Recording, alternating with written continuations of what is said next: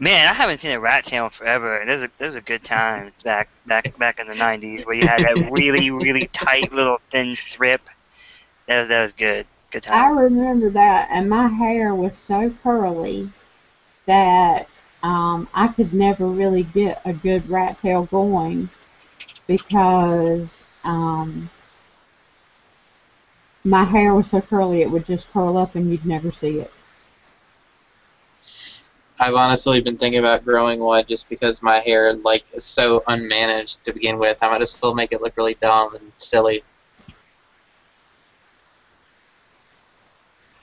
Yeah, I mean, I generally love the debate coliseum, but for the past couple of days, it's been really toxic to the point where I don't even want to get on anymore. Just been really There, bad. well, there have been a lot of people that I have noticed that used to come on that have left. Some really good people, some people that I consider to be good friends. And I feel like that it has a lot to do with a lot of the race baiting and that kind of thing. And I know that we have freedom of speech here in the U.S., but Well, I uh, mean, I mean, just because you have freedom of speech, then next thing, I mean, you have to get it to the point where it's basically unmoderated. I mean, that's the biggest problem I see is that moderators will either abuse their power or not like oh I'm gonna ban everyone, but like there's obviously a favoritism system going on right now, and I am not a big fan of that. right.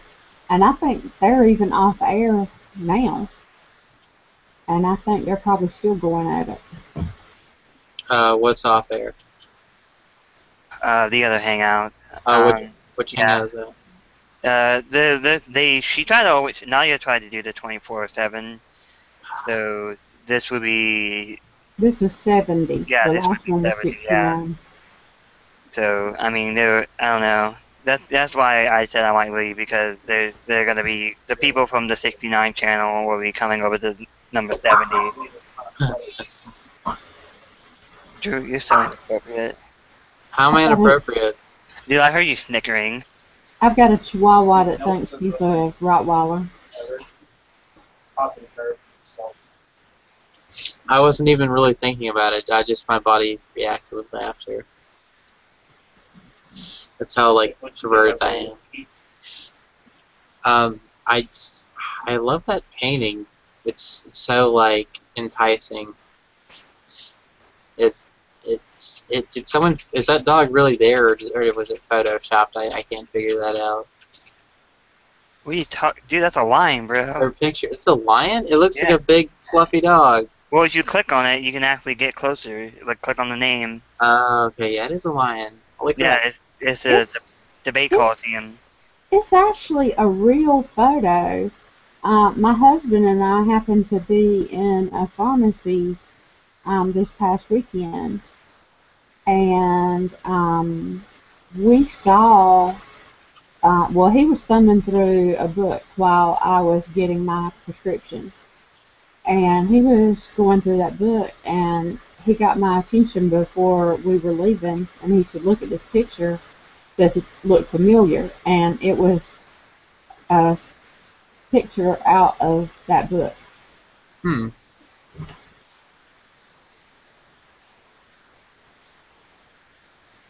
And it had to do with the Bible. Yay! So Drew, is there anything you wanna share with the world? Buy war bonds. I was wondering. I'm sorry, I'm horrible with names. Your name was Lil. Starts in the L. Latrell, Latrell. Yes, very unique name. Even harder to remember. just call Um. me country girl. Okay, country girl. I can remember that. Latrell. Are you a like kind of like religious outlook, outset, Um, mentality? I'm probably more of a theist. It's like I was brought up as a believer, as a Christian. Mm-hmm. Um, but um, there are still, I mean, I'm not one of these people that are in church every Sunday and, Uh-huh. you know, go She's not around. G-Man. Yeah, exactly. I'm not one of these people pushing my beliefs on everybody else. Same. I'm an egalitarian, and pretty much my mantra is, if you're not hurting any innocent people out there, why does it affect me, and why should I care? Exactly. Yeah. But like, if someone is, like, oh, I've been having all these doubts, about my religion or whatever, and they're like, what? How is it being an atheist? And sure, I'll tell them about it, but I'm not gonna like try to use any dogma to like change their mind. I would just tell them how I feel about certain topics. Exactly. I'm not going to try to convert anybody one way or the other. I feel like you believe what you believe, I believe what I believe, and I think we can all get along regardless. Mm-hmm.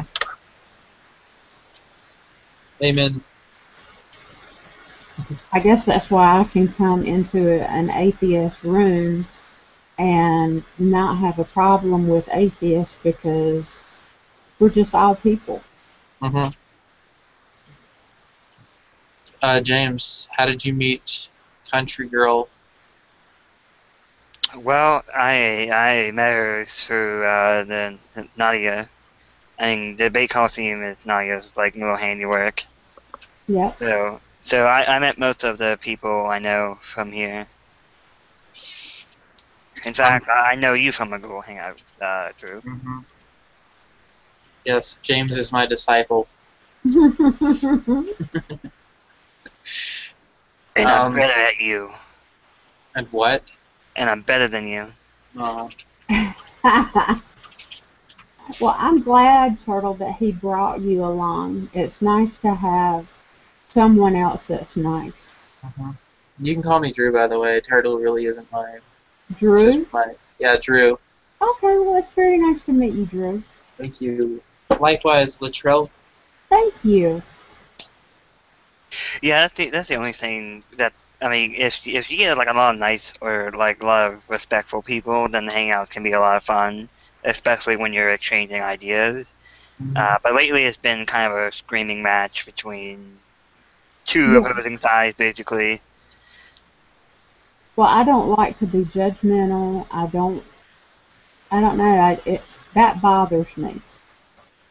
And it's just like somebody that would tell me that they're homosexual or that they're not. I mean, I'm straight, I'm married, and that's fine. This is how I choose to live. But if somebody else were to tell me that they were homosexual or they were bisexual, to me, that is their business. Mm-hmm. And um, I don't have anything to do with that. I say to each his own, whatever makes everybody happy. Ring, ring, hello. Vatican, yeah, you can dispose of the Pope. You can fire the Pope. Yeah, I found someone better. You let this woman run yeah.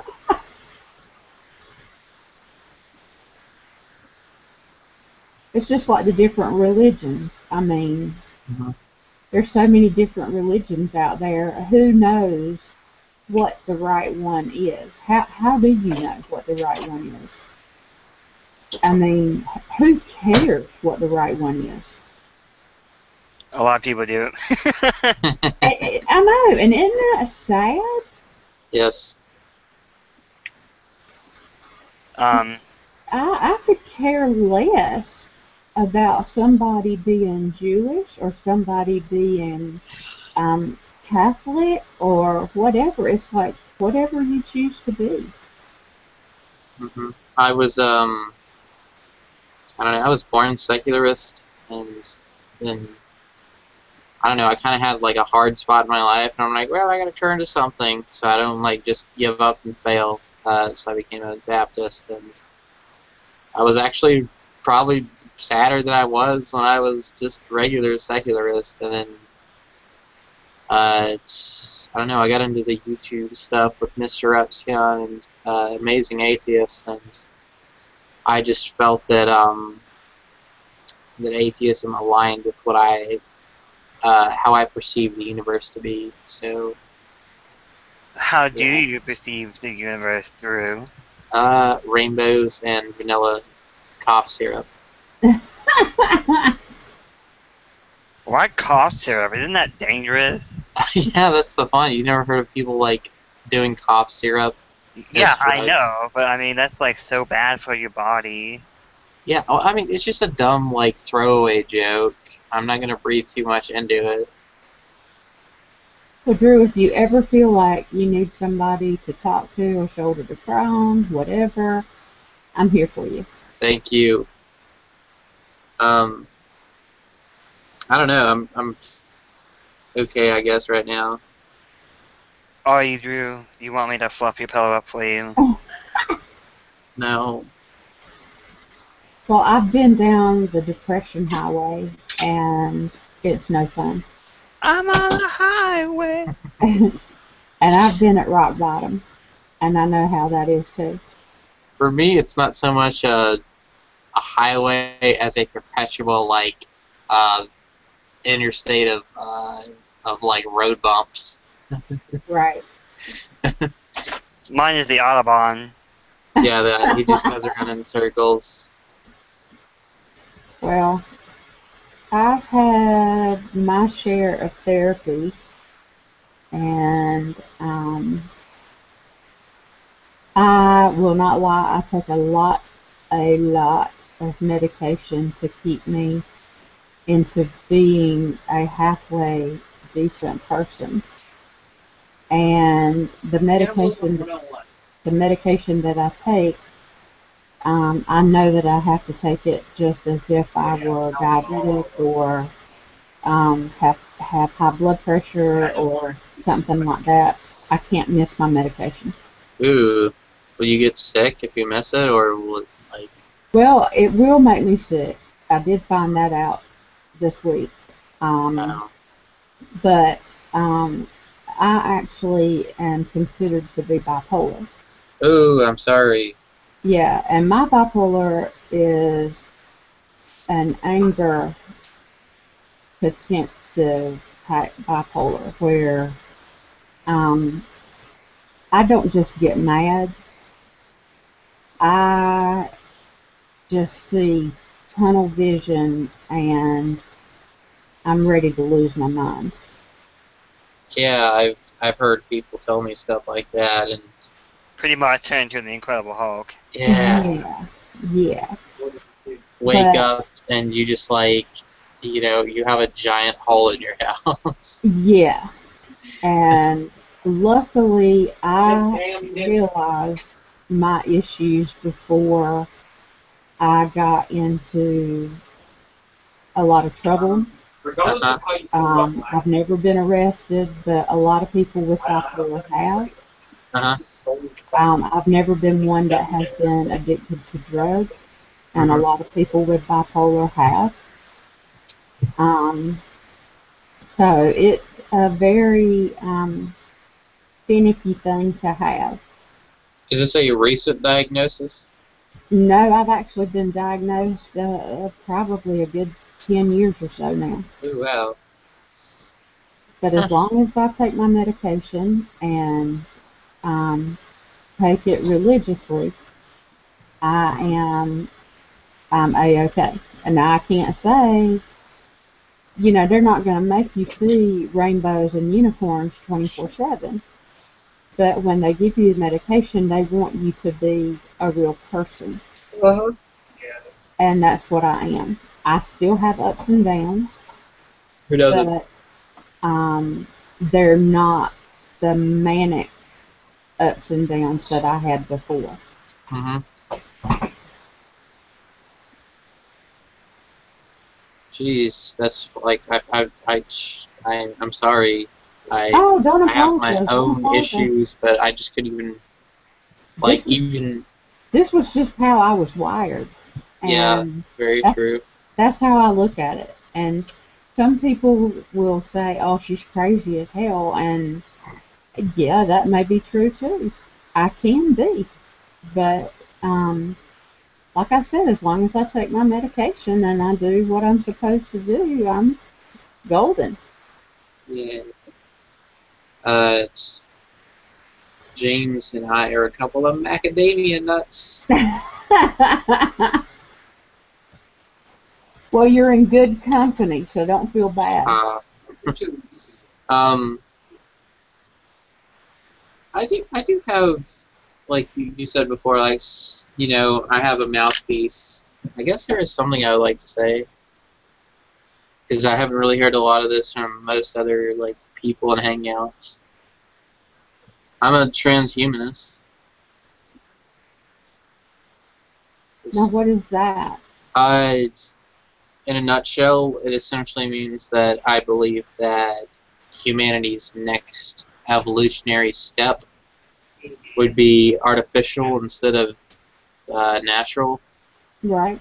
So, like, you know, oh, wow, when you hit about 70, you have heart attacks. Well, you can put a pacemaker in there and they can keep going to 110 or whatever. And there have actually been, like, I'll have to find the article, but, like, this, like, high-ranking Google executive said, like, we're going to reach this, like, technical renaissance by, like, 2030, where we're going to be able to augment the human body in, like, incredible ways. And that very well may be true. Mm-hmm. But the question is it moral? Because I disagree with the whole concept of transhumanism. Really? Would you Yeah. care to elaborate? Because when you're replacing basically the human body, or at least the human brain, with technology, then what defines human after that? I agree. Like, I'm not prone to you know, put a bunch of electrodes in the brain. I am for, see, there's always a shade of gray. So, like, in my personal instance, you know, if I lived to this technical renaissance, I would probably, except for my brain, everything else would be up for grabs. Because if you're, it's like that episode. Have you seen that episode of Futurama where Hermes keeps augmenting himself, and then finally he like takes his brain out and becomes a full-fledged robot? It gets to that point of, like, what's the point after that if you don't retain your humanity, you know? Well, I mean, I don't know. I mean, if, for example, someone don't have legs or arms or whatever, Mm-hmm. then I'm totally fine with them having cybernetic implants. But when they come to the point where you're force evolving humanity into basically cybernetic beings. I never said force evolve, but obviously that would be an issue. Well, I mean, generally, I mean, if you believe in the transition from a human being to this state of transhuman, then you have to. To achieve the maximum ability of the race, you have to do it by force. Yeah, otherwise, most people will be like, well, fuck that, or even ban it altogether because the dangerous side of it would come out. Drew, one second. What? Who is, what's his name? Seto Kaiba. He's in Yu-Gi-Oh! He's the guy in the blue jacket. He's the dude in the jacket from Yu-Gi-Oh! Oh my god, my brother's asking me anime questions. Who is Seto Kaiba from Dragon Ball Z?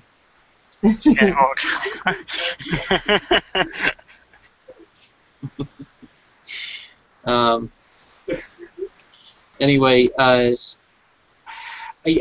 do eventually see that as an inevitability of, you know, like, we have to force it on everyone. I mean, I'm sure this is kind of leaps and bounds ahead of my lifetime.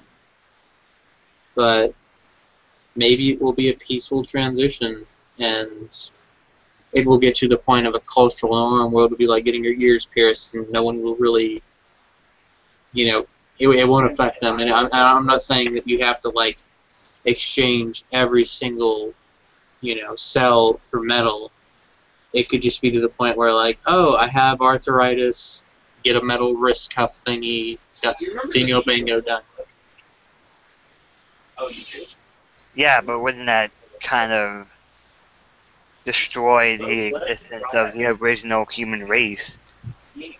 No, By I mean, we'd always have to procreate. Well, I mean, I guess there would be artificial, like, insemination and whatnot.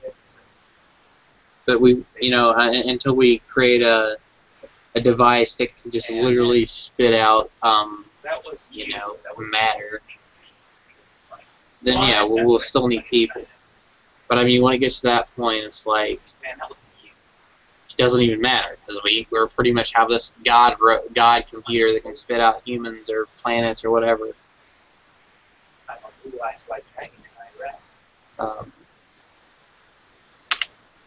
Yeah, I would like to also say that I have a interesting, at least interesting to me because I really haven't heard anyone else say this, but an interesting thing I would like to do when I die for funeral arrangements. It's the Alcor Institute of. It's got this weird designation, but essentially they freeze bodies and brains in Arizona. And if I have some untimely demise, I would probably want to go there. Although it is quite expensive, so that might not be an option for me. So you want to donate your body to science? No. It's like, okay, let's say I get in a car wreck or something. And this is really pricey, so it'll probably not happen. If I die, I'm screwed. But if I like join the organization and you have to pay all these dues and everything, if I die in a wreck, they'll send out the Alcor squad to come and get me, and then they'll take my body after I've been legally declared dead. So after I flatlined, and they'll take me, put me in an ice cooler or something, I don't know, and then they'll, depending upon what I ask for, or if my body is just destroyed at the point of no return, they'll freeze my body or my brain, and one day they'll unthaw me, and maybe I'll be a robot man thingy, but hopefully it won't come to that. Okay, that cryogenics. Cryostasis. Cryogenics. Yeah. Yeah, and they've been improving it over the years. I'm really against it, but that's just me. Why? Because, like, human beings are human beings, for a reason. Mm-hmm. There's reason why human beings have flaws and weaknesses, so we can overcome these weaknesses as a superior species overall. And when you basically take a human brain and put it in like a robot or something, they're not human anymore. They're just an artificial machine with the human ability to think. You left it on, faggot. Turn it off. I didn't leave it on. You did too. I can understand that criticism. Plus, real quick, the concept of emotion is also extremely dangerous because you don't know your strengths, especially if you have machine parts. So if you get pissed or angry or upset or you're hurt or you feel threatened, then you can take shit overboard and potentially seriously hurt someone. This is true. Also, how scary would cop robots be? Just saying. Oh no, he's running. I'll obliterate him with my hand cannon. Sorry, trying to be funny. I understand, and that is a valid point. Maybe they would have some kind of like safety feature where it's like, you per PSI, like the normal human punch, you could punch that amount, but beyond that would not be capable. That would be a pretty good feature to have. Although I'm sure it would probably be easily modifiable, like taking a semi-automatic rifle and making it fully automatic. So who knows? 30 on the feet. Got a lot of stacks. Got a lot. Hold on one second. I mean, the entire concept of having a kill switch essentially seemed kind of, I can just rap all day if I want to. I don't know, not good in my opinion. Kind of Star Trekky. Kill switch. It wouldn't like kill the person. It would just inhibit them from doing massive damage. Oh, I get what you're saying. Kill switch. Yeah, like a motor. Yeah. Like a device that immediately shut down the machine, or at least the brain. I mean, that itself would be very controversial. Because essentially having the ability to turn off that person. I'm not saying it wouldn't turn them off. I would turn them off. I'm saying, okay, let's say Robot James and Robot Drew are in a bar, and they get really drunk and get angry about, something like, hey, you stole my $5, and you get really, mad. And so, what if there was this gauge somewhere in your magical robot body that could detect, like, oh, he's got increased testosterone levels, and he might hit someone. And so, instead of you punching me through a wall, it would, like, rip, and then you have, like, maybe 5 pounds of force behind it, so you couldn't hurt the other person. But I mean, then how you differentiate between military then? What? How you differentiate between military then if they don't have that switch? Shot at the PUA long way. I'm sure there would be some kind of regulation on it, but yeah, they would not. Honestly, at a certain point, I feel the military will become obsolete. To me, I do agree that it will provide many benefits to society in general, but at the same time, I'm really against the idea that it just replaces society in general. Or a large number of them, to the point where basically they have an advantage over a human being in every way. So these people have advantages over human beings, so why stay human?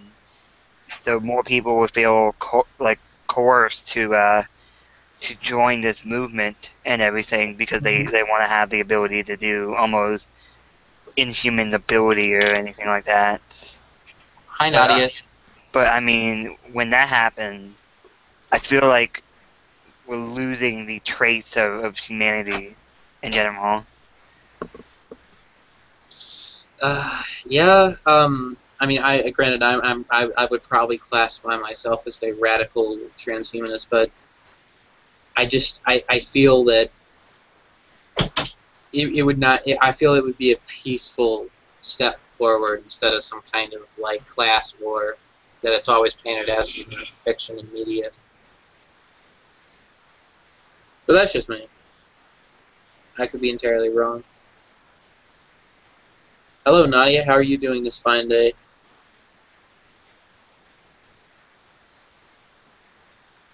Nadia, I think you're muted.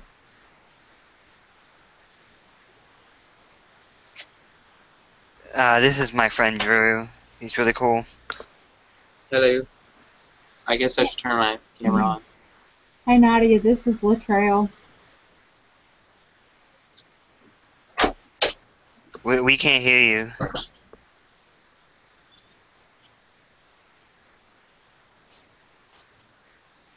you. Your mic is muted.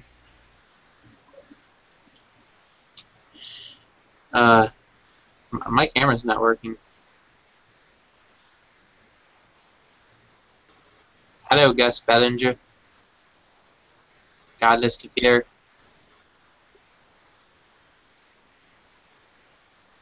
There are people already in there, so you're gonna not get in if you come in late. Well, I mean, me and Drew can go to make room. If you guys were already in the serious discussion, we don't want to hold you guys. No, you guys were here, and it's fun. James, you always want to give up your spot for people. Stop being so passive. Well said.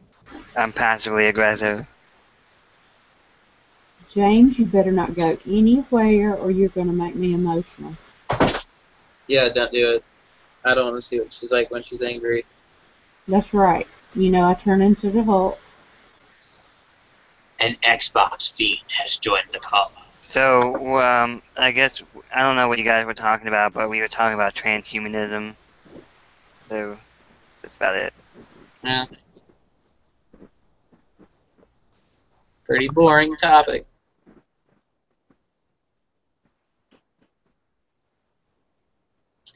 I'm sad my microphone is messed up. Oh, the jellyfish left. Ew. So, Godless, how are you doing? Awesome. Swell. Hey, Godless. Hi, I hope Joe gets in here before it fills up. Todd and I, Joe. There we I don't go. think I've met him. I got that link to work. Thank you. Alexa. I bookmarked it too, so I can be able to jump back in it when I need to. Hey, Psycho. I'll jump back to my regular account here in just a minute. Hey, Latrell, how you doing? I'm good. How are you? I'm alright. 3-day Good. weekend coming up. I'm okay. I'm glad it's Friday and a 4-day weekend, baby. Why are there 2 debate coliseum thingies? They're moderators. Oh, but okay.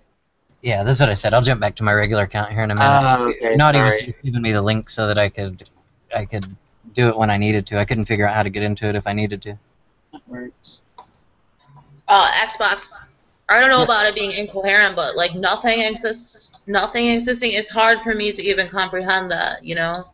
Yeah, and that's what a lot of people would argue, is that it's maybe just a limit of our imagination and things like maybe we have an issue with that, and that doesn't mean that it's not possible, but I mean, like if you try to close your eyes and imagine nothing, you end up still with something. You end up with the blackness, right? Like, which is still something.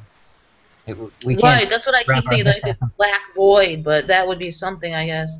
Yeah, That's the and deep in shit reality, right there. if you look at it, some people, I think Matt Bell will say, it's the removal of all somethings.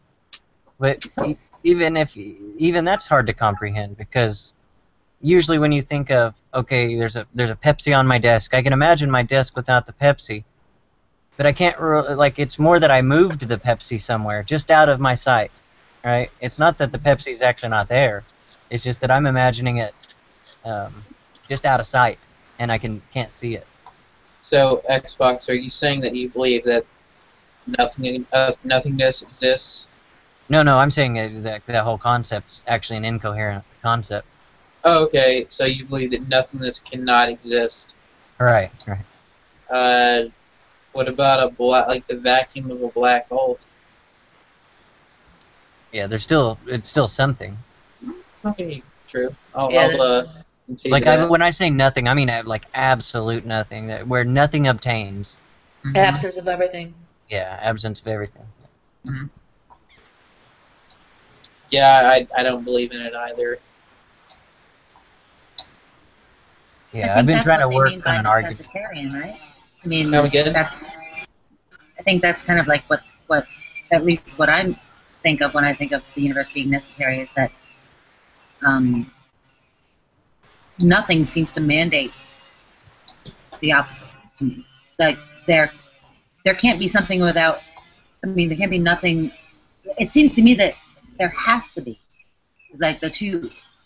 There has to be space and solid for there to be. I don't see how you could say it's logically incoherent though. Yeah, I'll paste that in the Skype where you can see, or I'll paste it right to your Skype, like how I'm working on it. Part of it goes on what Lydia just said. If you go that nothing is possible, right?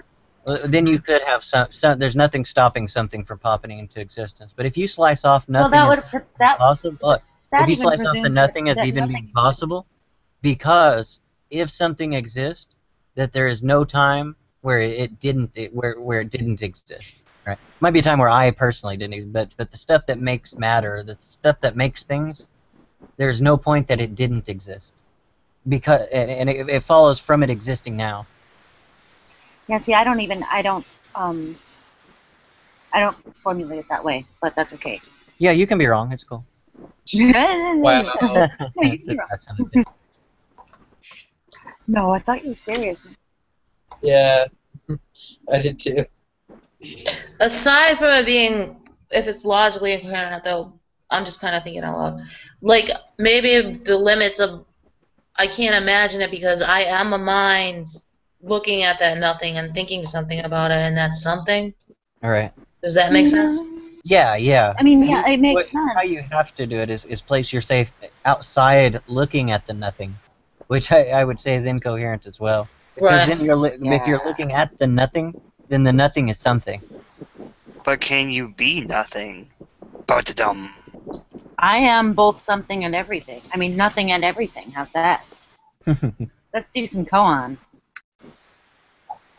Yeah, on some level of what you're saying, Every single I human agree on this planet is a speck of dust. Not even that compared to the universe. No, we are the whole universe. No, Yeah, I we're said not. in the other hangout that I see us as a property of the universe.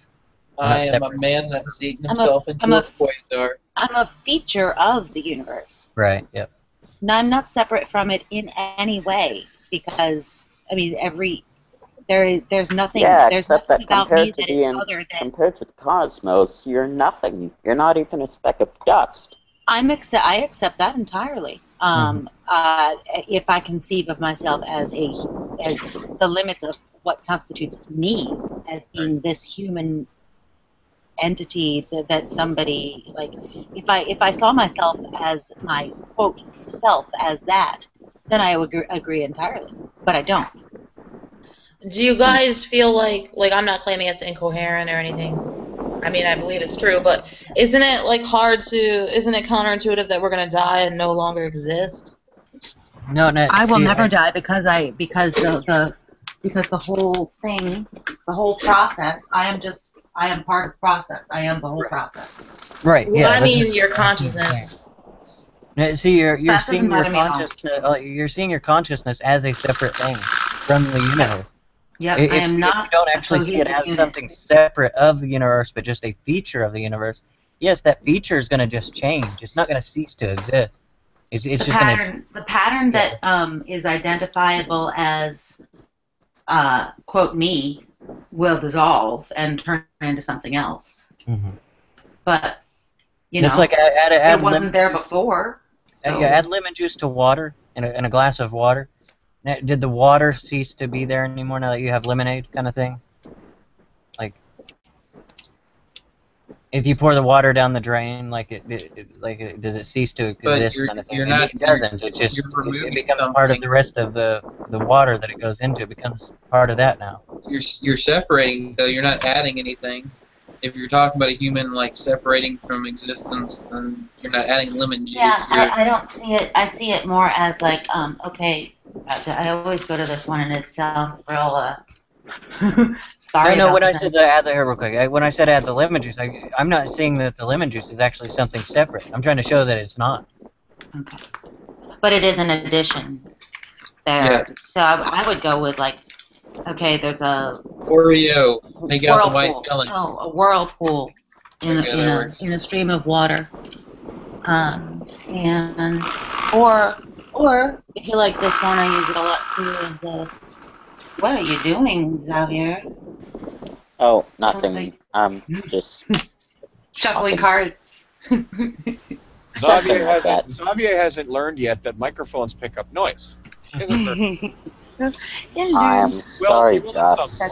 He will at some point. I'm sorry, Gus. Well, it'll take is Gus yelling at you several times. Okay, Xavier. No problem. Xavier. Okay. Like Gus. Like I'm sorry. Like Gus. Like oh my God. God. Did you hear the helicopter earlier, Gus? That I had to go on? I was in here and I had a helicopter. Was it in your living room? Of you. Okay. No, it was. I'm always outside, you know that, with my birds and stuff. Sure. Where's all the? There was a loud helicopter. Is Gus a helicopter? Where's all the fun guys tonight? I think that she's a tree hugger. I haven't been watching the past few days, but what's happened with the fun guys? Ego and all them. think there was a purge, which they would approve of the terminology. A purge. Yeah. Yeah, that movie came out soon. I just wonder if anybody ever got anywhere with All him. crime for the next 12 I wasn't- hours is legal. I wasn't Try thinking not of to the get movie, yourself I was killed. thinking of the pogroms, actually. Or the I just party. know, looking up egoism and things like that, because I'm partial to or sympathetic with it, like psychological egoism. But he talks about egoist. He's an egoist or something like that. You look on that starts like actually borderlining on a mental disease. I'm not acquainted with this individual, but are they a sociopath? Like maybe. Nobody here is qualified. Nobody here is qualified to judge whether or not anybody's a sociopath. Exactly. He's got issues. But having said that, but I don't know who doesn't. His big, I mean, he honestly hasn't had a chance to actually see any of his ideas working in the world to know that, most of them actually don't fucking work. Right. So, his ideas are very, very narcissistic and egocentric. I don't know though, but I mean, if we're talking about ego, I mean, he honestly thinks that he's following the pure doctrine of the Chicago Boys economic theory. But the problem with that is that the Chicago Boys economic theory has been a fucking plague on every country it's touched. I mean, you look at Argentina with or was it Argentina? Chile, sorry, I keep mixing them up. I'm sure they really appreciate that too. Fucking Chile with Augusto Pinochet.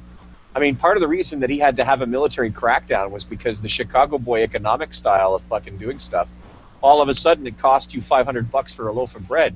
And the response from everybody who was responsible for, putting these so-called economic reforms in was, oh, well, fuck it. Eventually the market will straighten itself out. But is that before or after a whole bunch of people fucking starved to death, right? Like, economics, like any other system, must be bent to the will of those for whom it is supposed to serve. If not, it becomes a fucking Frankenstein theory, a theory that's grown past the ability of humans to control it, and it should be fucking strangled in a tub, and something better should be brought about. Whenever you have an economic theory that sees it as a necessity that people go hungry in order for the system to be stable, there's something wrong with that system. I don't give a fuck what anybody says, and I don't care what argumentation school they come from. Like, that's basic humanity. That's humanity 101. That's like, you learnt that at kindergarten, fucking kind of humanity. And if you didn't, it's time to go back to kindergarten where you learnt that shit. Humanity is stupid in its own way. So what? So are fucking lemurs. You wouldn't want to destroy all of them. If a lemur came to you and said, I'd like a piece of bread, you'd probably get one. Which means that, you're better off than some of these Chicago boys, where if their fellow man came for a piece of bread, they'd fucking wave their hand and say, trust the market. Yeah, it depends on their value, right? Chicago boys? What do you mean? It's a school of economics advanced by guys like Milton Friedman, and he had a mentor before him. There was an Austrian dude. What the fuck was his name? I'm trying to remember this guy's name.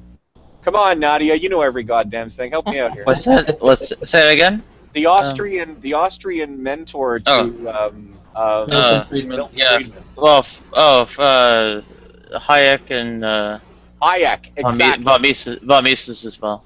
Hayek. It was mostly Hayek, though. Hayek. Yeah. Well, yeah. I mean, fucking, it's like Klingon economics, for fuck's sakes. I mean, we spent 2,500 years as a species creating a species where we're creating a reality for ourselves where most of the time we are protected from animals and the fucking and the weather and fucking natural disasters. So we've essentially taken out the 90% of the Earth's natural predation. And so what? We replace it with predation of man on man? How does that make any goddamn sense? Makes no sense to me. All I know is that if you deprive a human being of the ability to eat and a place to sleep and some hope for their children, one of these days you wake up and that human being is standing over your bed with a heavy implement. Now that might be savage, but it's also reality. And you can't, there's not going to be anybody there to wag their finger and go, that's savage, you shouldn't do that. Because about 2 seconds after you lift your finger, somebody's going to shove it up your ass. I mean, this is the reality of humanity. You know, Fucking whenever you- Obama giving out food stamps to all these poor people. Thanks, Fucking Obama. socialists. Hey, the poor people need to eat too. I mean, I know, right? the fact is, history teaches us you either look after the poor, or you wake up one morning and find that the poor have looked after you. Yep. And history teaches us that lesson over and over and over again, all the way back to the days of the fucking Greek city-states.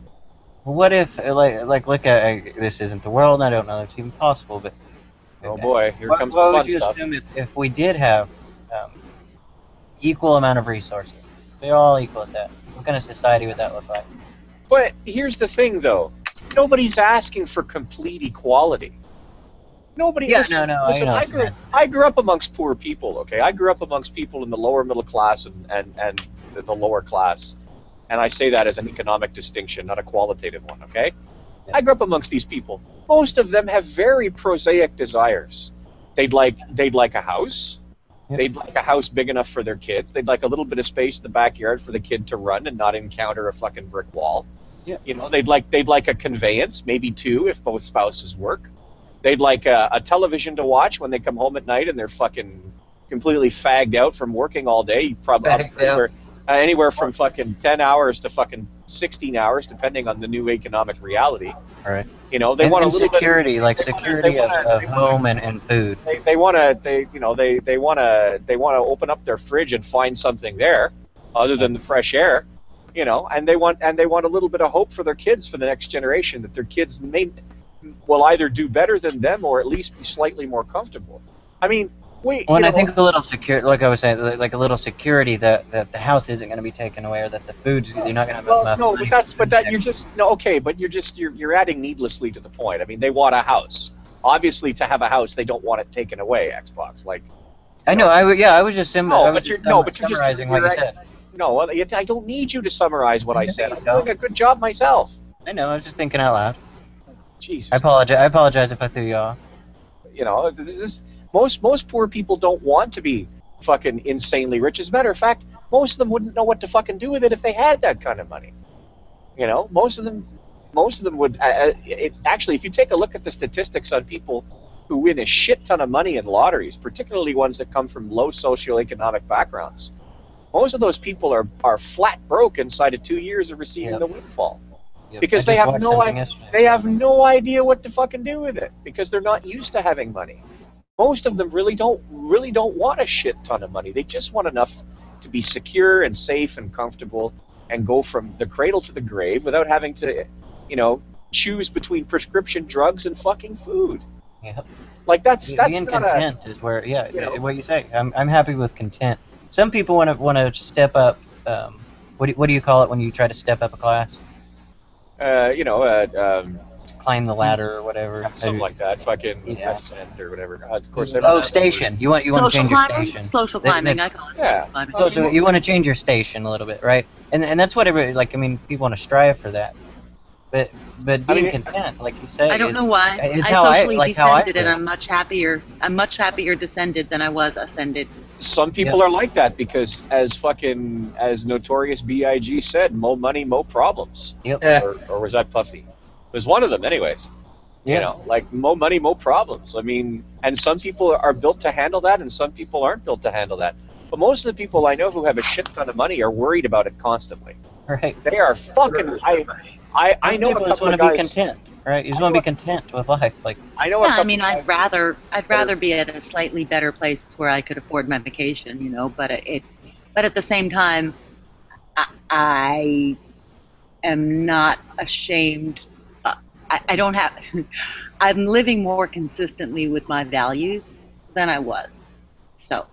Well, I mean, that's for years, seemingly more important than. For years up here, the thing about being middle class was you had a cottage, right? Because in Ontario, we're pretty much fucking landlocked, except for some of the Great Lakes.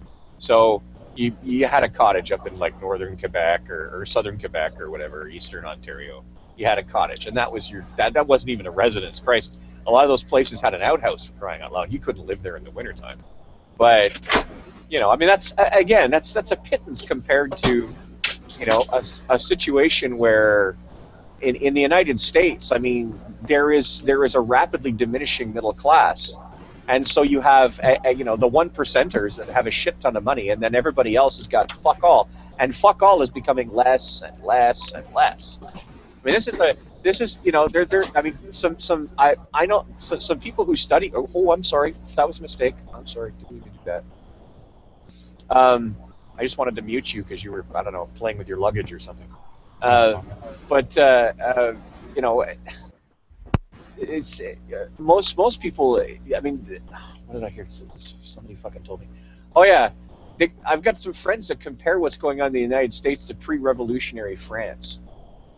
And that's probably some of the scariest shit I've ever heard pronounced about the United States. Because anybody who studies the French Revolution, knows just how, you know, terrifying it was to live through those days. And then after, what did they get for a booby prize for fucking surviving the revolution? They got Napoleon. So, I mean, you know, it's like, you survived the terror. Here's your booby prize. Oh, look, it's a little Corsican fellow with his hand in his coat. I wonder what he wants. What's that you say? European domination and 10 more years of war? Culminating with an embarrassing defeat in Russia and then another shit-kicking at Waterloo? Hey, sounds good to me. You know? I mean, so this is, and I mean, you look at the Russian Revolution. Now, Nadia being a communist will tell you that what went on in the Russian Revolution. Wait, Nadia's a communist? Yes, she's a communist. Pay attention, son. Pay attention. Yeah, and I'll hang with her on that. Well, more socialist than I don't know what the hell I am, but I know that I'm over my idealism about. Now, Nadia being a communist, she believes that the Russian Revolution ultimately led to good things. I don't know. I'd hate to be on the other end of a Chekist's pistol in the early days of the revolution. But, generally speaking, revolutions are usually pretty tumultuous, and more often they cause more trouble than they're worth. What on communism? What are the essentials for it? Well, there a small those who seek a communist society, seek a classless, stateless, moneyless society in which distribution is not carried out on the basis of exchange, and rather, you know, assessments of needs and abilities and such. Right? Go ahead. From each according to their ability, to each according to their. So we all just depend on each other, right?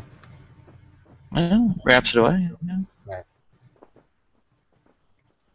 And central planning, which is really fun.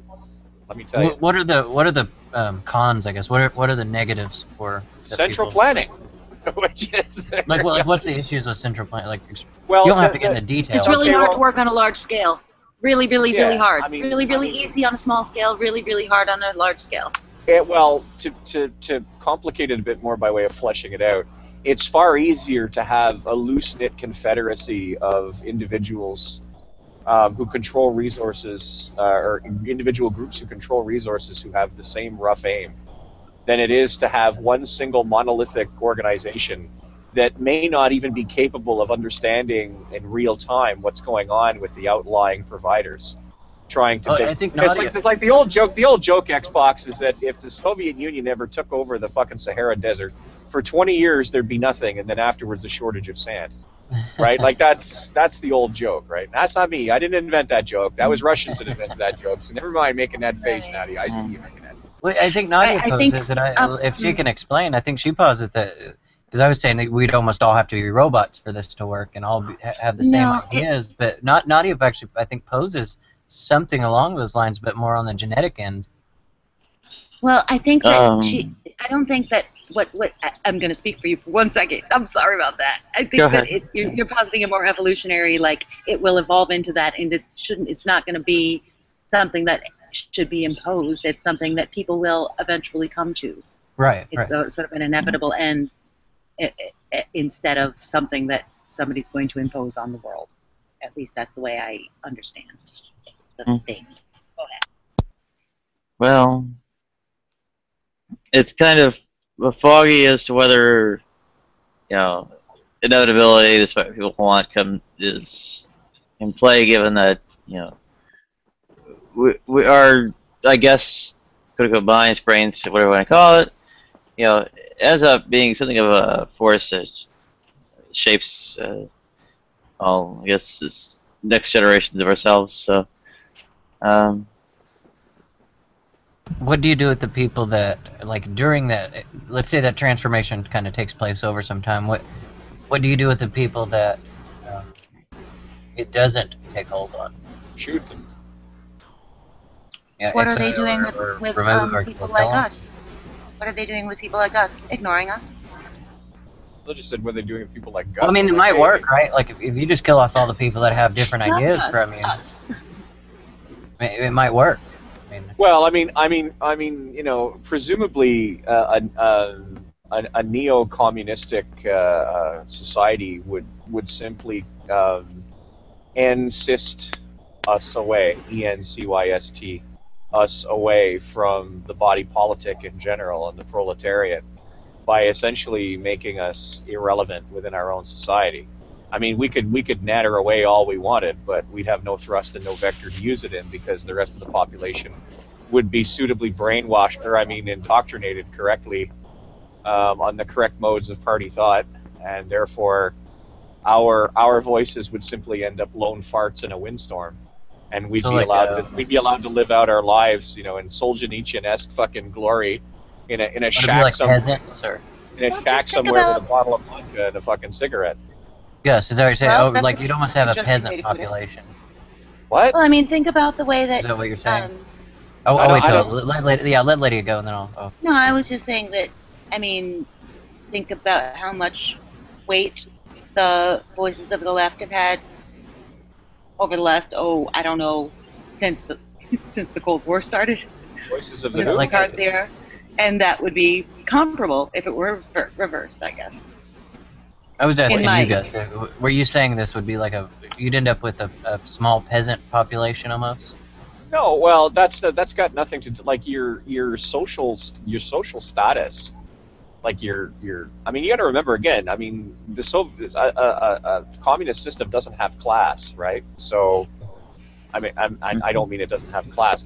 I mean, it doesn't have classes. It doesn't have social classes.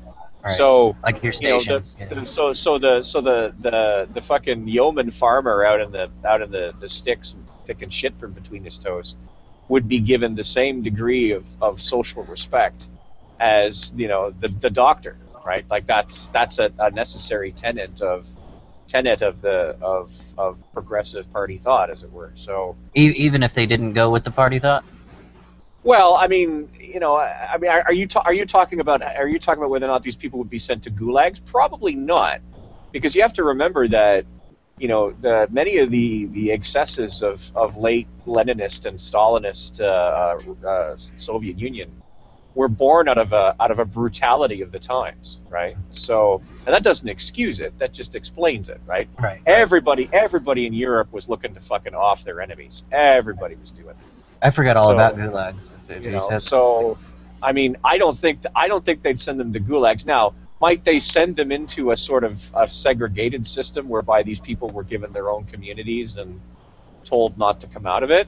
Right, like and exile. I mean, technically that is a gulag, but they would probably have far better living conditions than the classic gulags. Part of the reason that the gulags, part of the reason that the gulags were so fucked up was that the rest of Soviet Russia had, you know, such little in the way of spare resources, particularly during the Second World War, to fucking hand out to enemies of the state. So I picture Hunger Games style thing, like where Well, not actually having the Hunger Games, but the way that they had the society. Have you read that Solzhenitsyn book? Yeah, I have all three of them. Oh my gosh. My I dog. haven't thought about those in years. Like their society, you know what I mean? It is the people that don't go along with the party idea or live in the communities. I forget what they're called at the moment. Like Section 8, and Section 5, and Section 3 Soviets? or whatever. No, on the Hunger Games thing, the way that society is. I don't know that. Well, you have all these ones that don't go with the party idea, but then you have the capital city where all the people do, and they live great, have food, all kinds of stuff, but they don't let. But that's antithetical. That's antithetical to the ideal communist ideal. I mean, that's just antithetical. You wouldn't have one place where people have an overabundance, and then the rest of the territories people would have fuck all. Now, that just happens to be how it worked out in the Soviet Union a lot of the time. But Right. you know, I mean, the Soviet Union, much like so-called communist China, was a bit of an imperfect experiment. Yeah, I'm plainly just asking, like, what the people that don't go along with the party idea and don't evolve into wanting this type of thing, because I imagine there's going to be outliers at some point. Oh, sure, and then they just get walled off from everybody else and just left to do their thing. Yeah, Well, that's it. Really, this so. I mean, are there perhaps historically was disputed or not necessarily predominantly held ideas that have become over time near universal, perhaps are established as such now? Yes, yeah, I there imagine are. there would be a time that you get the generations that grew up with it and things like that, where they eventually you could have a complete society that would go with it, unless someone had some maybe mental issues or something or some anomaly. I just meant getting through the process of getting there. Like it is going through a process where you start removing people from the society. I don't think I'm not saying that's what you're posing, but if you were removing these, would it be the right thing? All right, Xbox, we heard you.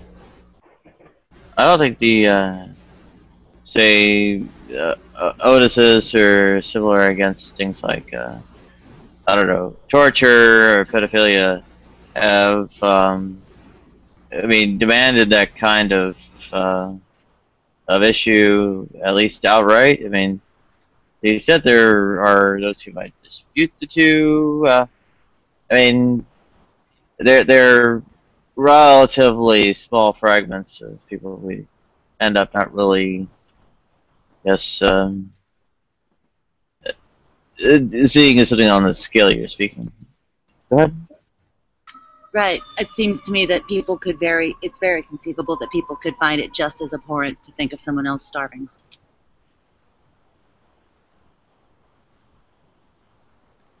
And it would be just as valuable to prevent that from happening as, I mean, it would be just as disgusting to think of that as it would be to think of somebody being tortured, which is torture, to starve to death. But you know what I mean. I don't see that as inconceivable at all, that is a value that could evolve. Can you summarize what Nadia said? I didn't completely follow. Well, she said,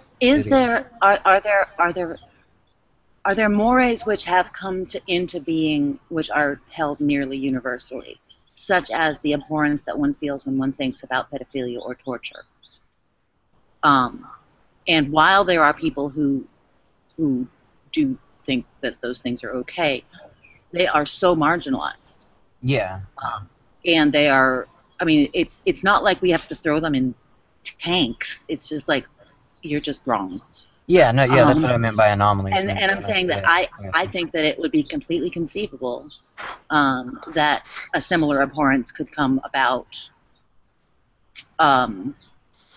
for the idea of a fellow person, a fellow earthling, so to speak, being in straits to which they could not support themselves. Yeah, you'll have such a minority of people that are either apathetic or do think it's right that they can be dealt with on that basis, because it is such a small number. Right. I want to make sure that I didn't misrepresent what Nadia was saying. Was I on point? Okay, cool. Yeah, pretty much. Yeah, thank you. Hey, Xbox, check out this mashup, man. Hang on. What is it? Check out this mashup. Oh, thank you. I don't know if you saw where on the side there, but thank you for pointing that out a minute ago. I get to where I don't realize about talking so much. Don't worry about it. Everybody does their thing. Mute real quick. I'll play that.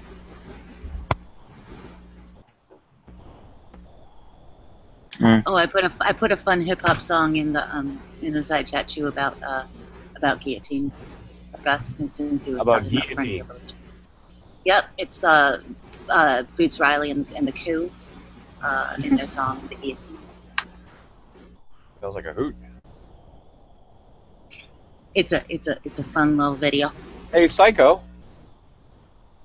Yeah, what's good? Am I still not allowed to talk about KRS-One because he sticks up for Africa Bombata, or did they sort all that shit out? Coast is almost clear. Coast is almost clear. I like KRS-One.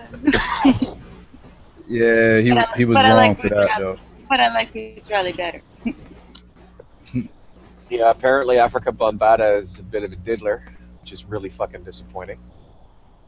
But Yeah, very much oh well. so. What are you gonna do? Sick bastard. I was Yeah, taking a people look turn at. their backs on him. Well, they should. I Mhm. mean, that's the price of it, man. Like, seriously. But I was looking through the top 40 songs of from like 1980 to 1995, and wow, 1980, 1981, and 1982 is like white.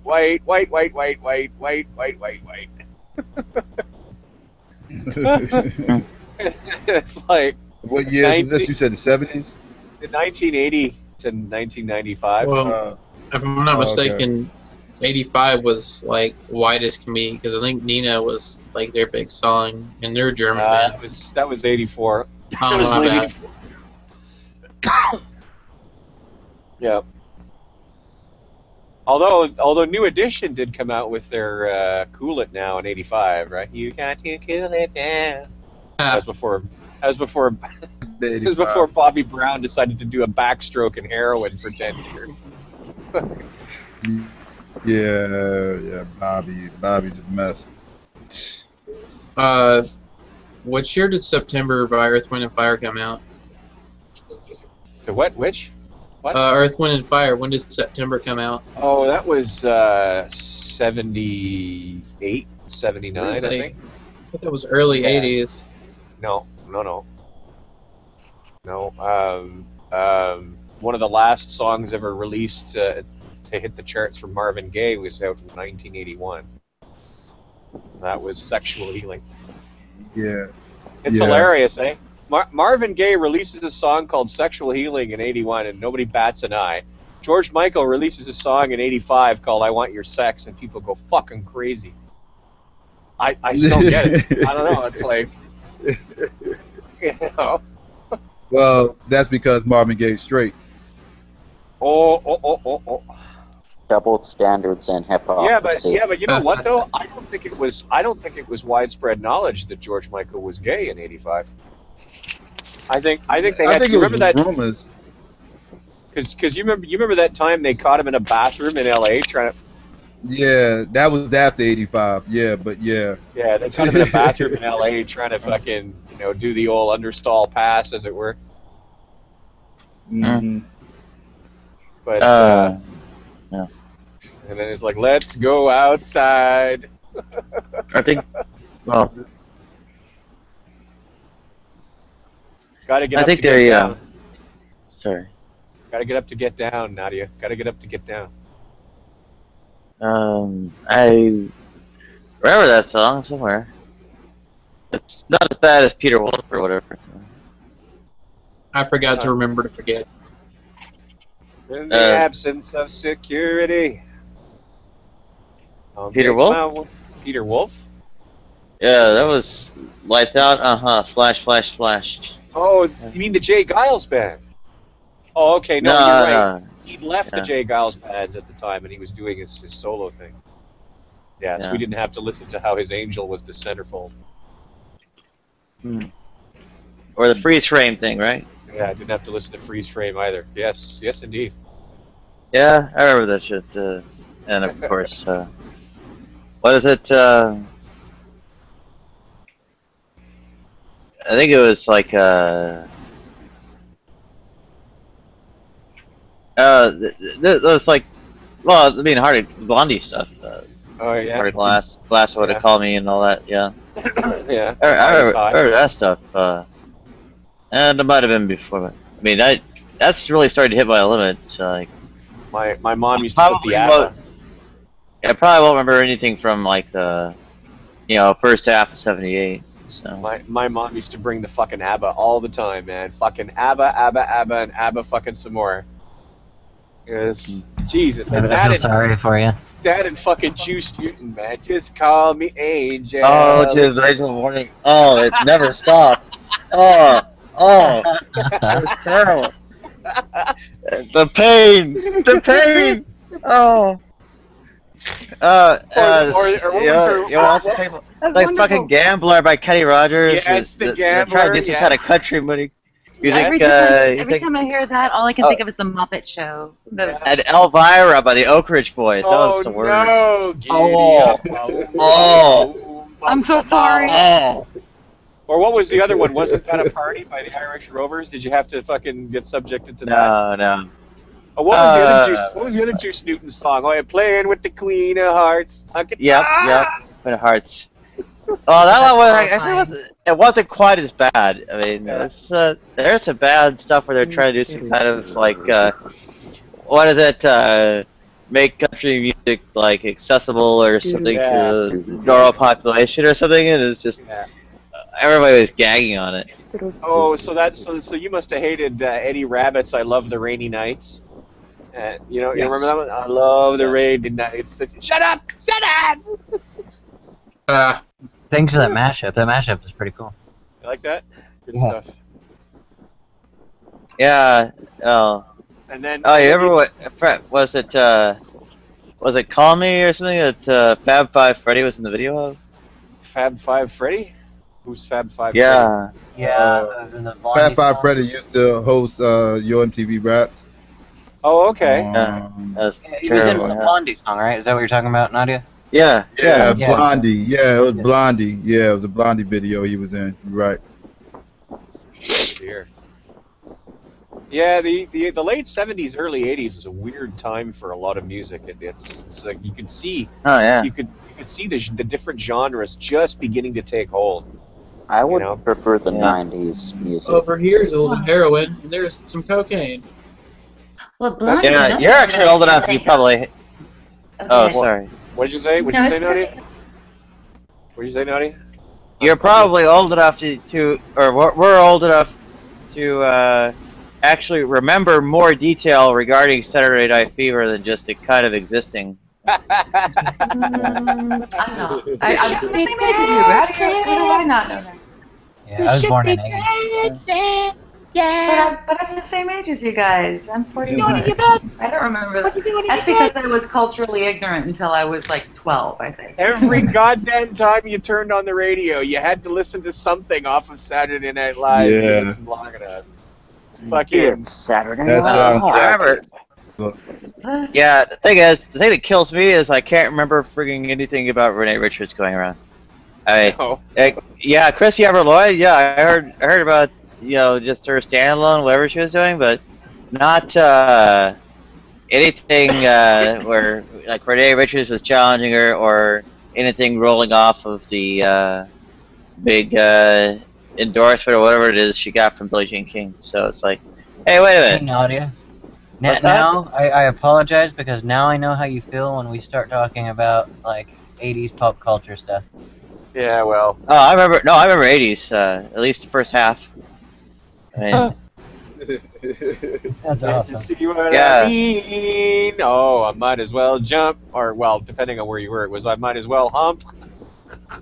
Go ahead and hump. Yeah, that wasn't my scene. It was like, Please. Oh yeah, you were one of them Studio 54 kids, weren't you? Hey, get in the Studio 54. Not exactly, no. Yeah, it's like about that is. I probably wasn't as hardcore because like I guess like in actual industrial stuff I'd be interested in. What this wasn't something I had the resources to access, but yeah, stuff like just whatever I saw was like Susie and the Cure, Red Light. Yes. So Susie, the Cure, early Sinead. Actually, yeah, Sinead not so much. Duran, early on. Kraftwerk. Yeah. Guy Krups. Smiths, remember, yeah. The Church, all that. Yeah. Sisters of Mercy, etc. Fucking Smiths. Jesus, I hated the fucking Smiths. They were Fucking- awful, but boy, there were still a Fucking couple Morrissey. songs that I'm like, okay, Vicar in a tutu, dude, that's pretty funny. Fucking Yeah, Morrissey yeah. drove me crazy. Fucking Morrissey. Every time you turned the radio on for like 3 months, all you heard was... Emo icon god. He's like All the you heard emo was dude. fucking- Is it- He's so funny. Is he ever gonna come out as gay? Oh, I hope he think- would. I mean, fuck. I don't think it's exactly. His closet is like the world. His closet encompasses the entire world. So I I'm don't think it's an issue. human and I need to be loved. Oh, Oh God. dear, yeah.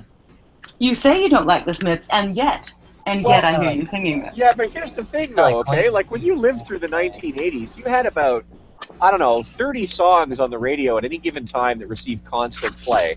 And, like, fair. at the Yeah. end of the week, they'd rotate 5 or so of them out and then give you another 5, which they then play to fucking death. I mean, I can't stand Milli Vanilli, but I still remember the boom, spits, boom, spits. Okay, Right. this is fair. This is true. I think I just blocked those ones out. Milli Vanilli. I love it. Hey, girl, Oh, you it's know what- terrible. I did not own any Smiths They were cassette huge, tapes, but I though. owned multiple. The radio stuff was terrible. It was just. Yes, it was terrible. It was I- awful. I mean, there's good stuff that came out during those years, but I mean, if you None of it were ever- like, I guess a young adult or something like that, I mean, your access to it was nil. You just. You could go to One Step Beyond in Ottawa, or you could go to Zaphod Bibelbrox in Ottawa to hear the Oh, stuff. I've been to Zapod's. Brats. That's awesome. I've been to Zapod's. Yeah, so you know what I'm talking about. Yeah. Then you've been there on one of their wild nights, and you know what's going on. Fucking steers and queers by the Revolting Cocks. I mean, come on. Well, okay, yeah, they did recycle that, but I mean, it was kind of mostly the, I don't know, pop stuff like what is it, 9 Inch Nails and stuff, such like that. I mean, it's like, Come on, okay. don't I'm not an Nin fan. diss old. Nadia, did you just say like 9 Inch Nails was pop? Yeah. They're industrial Right on. pop, yeah. I'm not disagreeing. I just want to make sure I heard what you said. It sounded odd because I don't You think weren't I've ever gonna hear heard it on the say like- radio, though. I'll tell you that for free. There was no DJ in Ottawa that you could put a gun to his head and get him to play Closer on the radio. That was just not gonna fucking happen. Mm. Oh, it's the, what is it, Centers or whatever it is, right? Yeah. So you had to go and you had to listen to Jesus Built My Hot Rod, and you had to listen to the rest of KMFDM, which was indistinguishable from Jesus Built My Hot Rod. You'd listen to Yeah, pretty much, yeah. It's like all guitar rock after some point. It's like, what? KMFDM and Ministry? Like, what happened to, like, Dead Revenge? How about Dead Revenge or Kennedys? something? Yes, Oh, maybe. the Kennedys didn't sell out. At least I thought I could tell. That said, they weren't my genre, but still. Well, I skirted a lot of genres. I picked a lot of things from. See, when I say I was culturally ignorant until I was 12. I mean, I was culturally uninfluenced by my peer group, but I grew up on simultaneously Bach and the Ramones and the Beastie Boys. So, yeah. So what? Yeah, did you, yeah, what, I did you- wouldn't what did you have- want? I was shut off from the world until I was about 12. Almost like what you're saying. I went to a private Christian school. It was all that. What got finally into music and stuff was I took drum lessons, right, for a few years. And I could pick the songs that she wanted to teach me, and I would, pick things that were completely out of my thing, Queen and But the Beastie Boys went through an interesting transformation, because when they first appeared, they were sort of a rock rap group, and then all of a sudden they released Paul's Boutique, and that was a very, very progressive hip hop album. And then from that minute onwards, from that minute onwards, they were, I mean, they did So What You Want, but I think that was just to make some money, because the rest of that album is not like So What You Want, right? No, they had Brass Monkey and yeah. What was But the other? I mean, They went. And- They went to my college. That's my one of my favorite things to mention. Well, the three same. of them did. They did the same thing with the single Sabotage, right? Like Sabotage was this sort of hard rock rap fusion, but the rest of the album is like, Heart Attack Man, Heart Attack Man. It's like, Yeah. Well, they started off real hardcore, and then they went rappy, and then they went back again. Yeah. Yeah, the thing. Yeah, the thing that murdered me was like everybody would just be like reciting the lyrics of like, you know, dude looks like a lady, or nobody move, or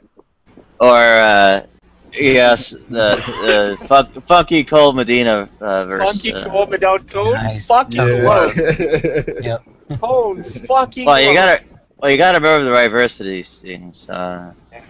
The dude looks like a lady, but yeah, granted, it's just where he's like, you know, shooting her in the back room or whatever, but nobody moves got a connection there too, and I think what is it, the Oscar Mayer Wiener line from friggin' Funky Cole Medina, right? Oh, that's right. Oh gosh. Messing God, I love Yeah. that song. I think it's another Well, blocked out one. Well, that's why people were reciting those things to me, right? Yeah, it's shitty that they recite them and know it. Yeah, The songs themselves, though, I think are awesome.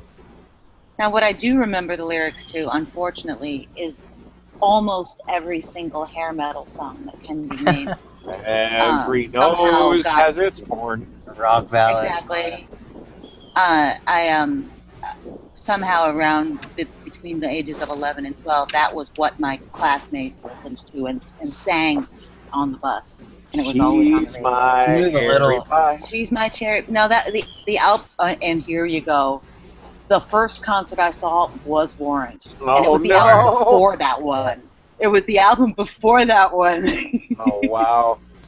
The only albums you have to move maybe to the 90s or so. There's only two I can think of that I could play the whole album and like every, and not necessarily really like, but like every song and not hate any. It was The Offspring and Green Day's Beer King. Any Offspring I album. liked Green Day, but no, I didn't really like The Offspring. I had that with a lot of the 90s stuff, actually. Not a whole lot. Yeah, so you could find, like Gus was saying, like on Beastie Boys might have a song or two, whatever their singles were good, but the albums were kind of crap. But those are the only two I can really think of that every song is cool to play, even if it's just ambient to play. Nirvana? Yeah, Nirvana's got some pretty good albums. Stone Temple Pilots? Yeah, like Stone Temple Pilots. All through the 90s, probably I like every one that you're gonna... I've had a very different journey of music than everyone else in this room. Go ahead. Yeah, please. I don't know. Just like my first album I ever bought was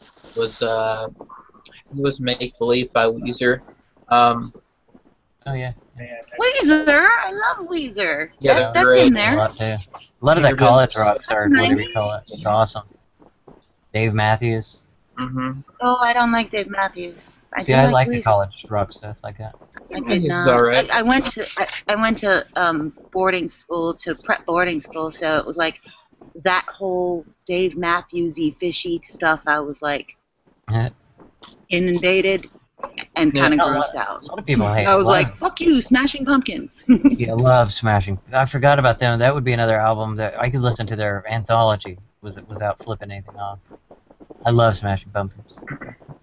And I feel that growing up more in the, you know, it sounds like everyone here was growing up in the 80s, and I was growing up into the mid to late 90s and early 2000s, and I had access to pretty much whatever I could type in, like, you know, Green Day American Idiot album, and have it at my beck and call. Yep. Yeah, I used to collect albums, even ones that I had no idea what they were. You know, like 200 gigabytes of MP3s from, like what you're saying. Well, if you're gonna, I mean, I would say I was not I guess I was growing up in the 80s because I was technically a kid, but I wasn't making decisions about music with my own taste in mind at all until the 90s. Like, one of the things that I used, like my first encounter with downloading music was through Audio Galaxy. Yep. And what I tended to use it for was finding those songs that you just nobody would play anymore. You couldn't find them anywhere else, right? So I tended to go looking for the obscure stuff, the stuff that, in the 80s the radio wouldn't play, or if they did play it, they played it maybe once and then you never heard it again. Yep. Yeah. No, that's what I was saying. Why I grabbed albums Stuff that I didn't even know that's what on, they were was for that. Yeah, stuff that's on the B side of albums that you wouldn't even know about it unless you had the album, because the radio don't play it. Yeah, it's true. Or like we had a couple of stations in Ottawa. What they would do is they would play a whole album once as part of a promotion. So you'd get to hear the album one time and you'd hear that song, but then nobody would ever play it again, right? Like, No, that's you remember buying singles like before the stuff? Well, I think the thing I don't know his name, but I think that's what he's saying. He had the stuff all digital, Turtle, and it had all that stuff digital. Where like I would go get the singles or the albums maybe, or sign up with Columbia I take House. it back even. I could take it back even further. I remember the 45s. Oh wow. Okay, Radiohead. How's that? Yeah, I like Radiohead. They're okay. I like Creep a lot. Yeah. That's the one everybody knows. Freak. That was in the Rock Band game. Let's see. Yeah, there's actually a metal group on one of the Rock Band games that I like. Tool. Fucking Tool. I like Tool. Yeah, Tool. I really like Primus. I like Primus too. Elbows deep within the borderline. They play so off key it almost sounds, but they make it sound badass. Well, Primus is bass player, man. My name is Mud. Oh, shit. Fucking bass player. My name is I Mud. saw them. My name is. Kissed him upside his cranium with an aluminum baseball bat. My name is. Oh man. Them damn blue collar tweakers. Did you know the lead singer of Primus did the South Park theme song? Yep. Yes. That's badass. Now that bass player's a god. He's the I forget his name.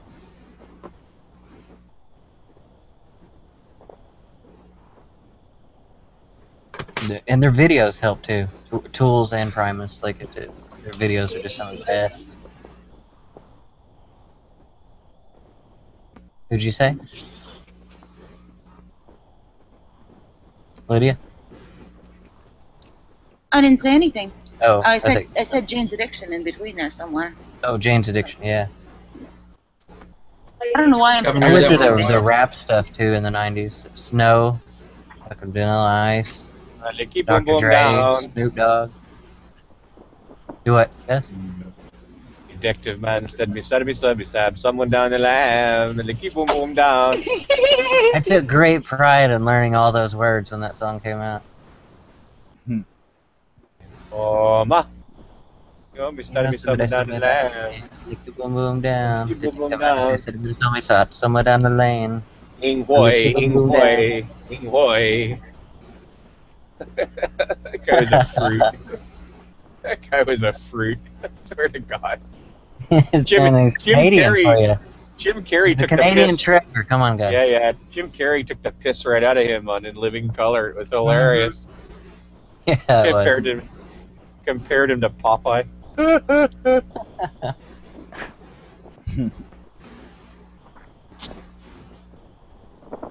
Has anyone seen Nope. I Love You, Philip Morris? It's like this newer Jim Carrey movie, and it's so fucking funny. I've heard of it, but I haven't seen it.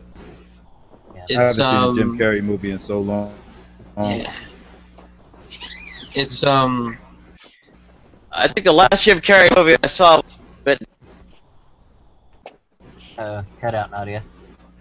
I think the last Jim Carrey movie I saw was Once Bitten. Once Bitten? Oh yeah. That was his first movie. That was his first movie, I believe. Yeah, right? it was a vampire movie. Yeah, where he gets they go after his crotch to bite his crotch. I love that movie too. Forgot that was the name of it. Jim My best Carrey friend, a movies vampire, are a is guilty another pleasure. great one. What's that? I said Jim Carrey movies are a guilty pleasure, except for The Cableman and Mr. Popper's Penguin. I have no idea what you mean, but what was Xbox saying? Oh, My Best Friend's a Vampire.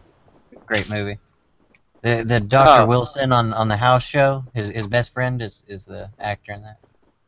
I have no idea what you mean. It was just seen another House. vampire movie that came out around that same time as that Jim Carrey one. Wait, House is a vampire movie? Alien Nation? Yeah.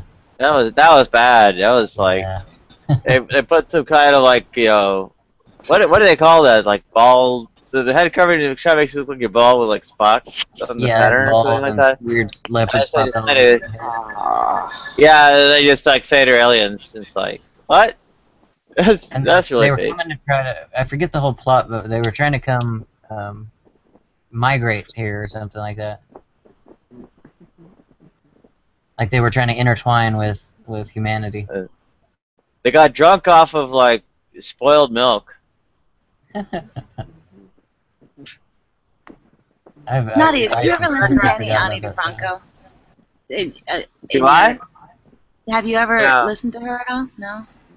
No. I know about her. Her early stuff was sort of formative for my... yeah, I still, if there was one person I was ever a quote fan of, it would be her. Kind of a cool chick. And a righteous babe. But I know it's cliche to say that as a woman, but sorry. Who were I you thought saying? that Ani DeFranco. Ah. Yeah. I don't know. She like symbolizes my college days, my early college days. Just thinking about music still, and since Nadia is a feminist, I thought that she might enjoy her. Oh. Especially the first album there. Yeah, that's a little bit how I know of her. Yeah. Feminist. Woo! Nadia, what do you think of like Anita, like the third wave of feminism with like Anita Sarkeesian? Let's not go there. Is she third wave? I don't know. I've heard I haven't about seen her Anita speak of. Sarkeesian through The Amazing Atheist. I don't think I've ever heard of her commenting on issues that relate to the third wave, but still, Hey, yeah, I don't you know think the what? third wave goes far enough. I think, well, the fourth wave is needed to, well, address the issues that third wave does not. Go ahead. Mm-hmm. I was just gonna say, you know what? There are women getting mutilated. You know, they're getting mutilated in third world countries, but Laura Croft's boobs are way too big. Just saying. Well, are you aware of what the fourth wave is about? I'm sorry. Is the fourth wave? I was talking about like the Tumblr feminazis. Is that third or fourth wave? I don't think it really has to do with either of those. I would things. think that the Tumblr feminazis would be the third wave. See, that's what I thought. Since that the first wave don't think was these like labels mean suffering, anything. a second wave was just so their husbands could stop beating them. And the third wave is just because they're idiots and they have nothing to complain about. Except for the pay difference in jobs. Well, the Okay, Xavier. and Patricia Hill Collins and Rebecca Walker and Jennifer Baumgartner and such, you know, as something of the founding thinkers of third wave. I don't think relate to the kinds of issues you are citing as having to do with such, but part of it is, you know, who owns the name, right? And you know, as far as, you know, what I am thinking of as far as the third wave goes, what you're describing is not part of what I mean by it. Go ahead. In other words, the labels don't mean shit. Yes. Well, in other words, that means something else to me. YouTube feminism is not feminism, right, Nadia? Well, we have different things we mean. So, what I mean when I'm going on about the third wave is things like, Kimberly Crenshaw, Cheryl Collins, Rebecca Walker, Jennifer Baumgartner, possibly even Judith Butler, and less of what I have no idea who you're addressing as far as that, but they also have certain ideas are in there beyond the people, and the ideas are things like the I guess integration of intersectional analysis of Black feminist thought, also the explicit repudiation of the I suppose transphobic elements of the anti-side of the feminist sex wars, and beyond that, perhaps some kind of sovereignty over one's gender role as I guess a way of addressing these considerations regarding more of the sex war type things, like where things like lesbian separatism and such were getting floated, and affairs like that, as opposed to someone really having a sort of deciding for themselves instead of a cookie cutter mold for everyone. So that, I think is more of what I'm on about when I'm gone about the third wave, and other people's impressions or perspectives on what that means is not really relating to what I mean. So yeah, you do yourself a great favor, Nadia, if you would just say Anita Sarkeesian is full of shit. You know what I mean? Hey, I remember you, Shiva. You're like that Christian news guy. You're awesome. Oh, Rev, I wanted to ask you. Why you're calling yourself Shiva. It's interesting. Actually, I changed the name at a whim. It used to be my actual name, but the reason I'm calling myself Shiva is because it's my favorite Streets of Rage character. Does Shiva still seashells down by the seashore? Just making sure that it's like I am the god of destruction. Well, no, Shiva is destruction and recreation. It's 1, 2, 3. There's 3 faces, and he's the tenor downer, but it's necessary for rebuilding. So it's an integral part of the system in that You're going the wrong way, Rev. But no, not at all. There's no wrong way. There's only one way. Delaware volcano destroying the Hoa with lava flows, but yet still building up the island. Xavier, please try to pick up a little bit of radio protocol. It isn't quite as free form in over talking, part because of technical consideration of just the audio gets down mixed or whatever it is. Try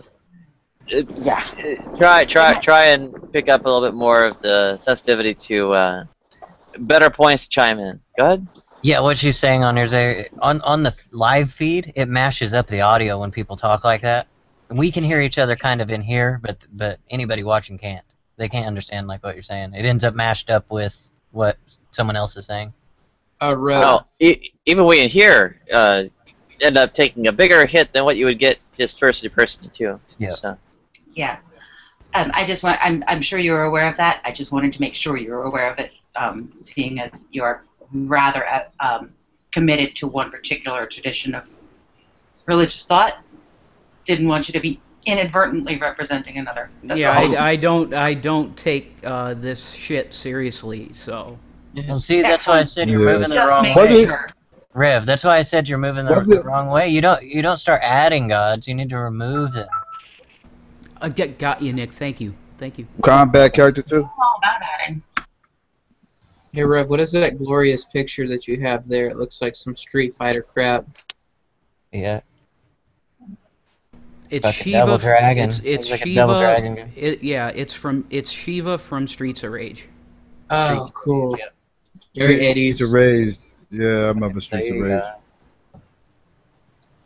Well, yeah, I think Shiva was a Mortal Kombat character too. I think that was Guru's daughter, something like that. Yeah, there was one If I named remember right. Shiva or something similar.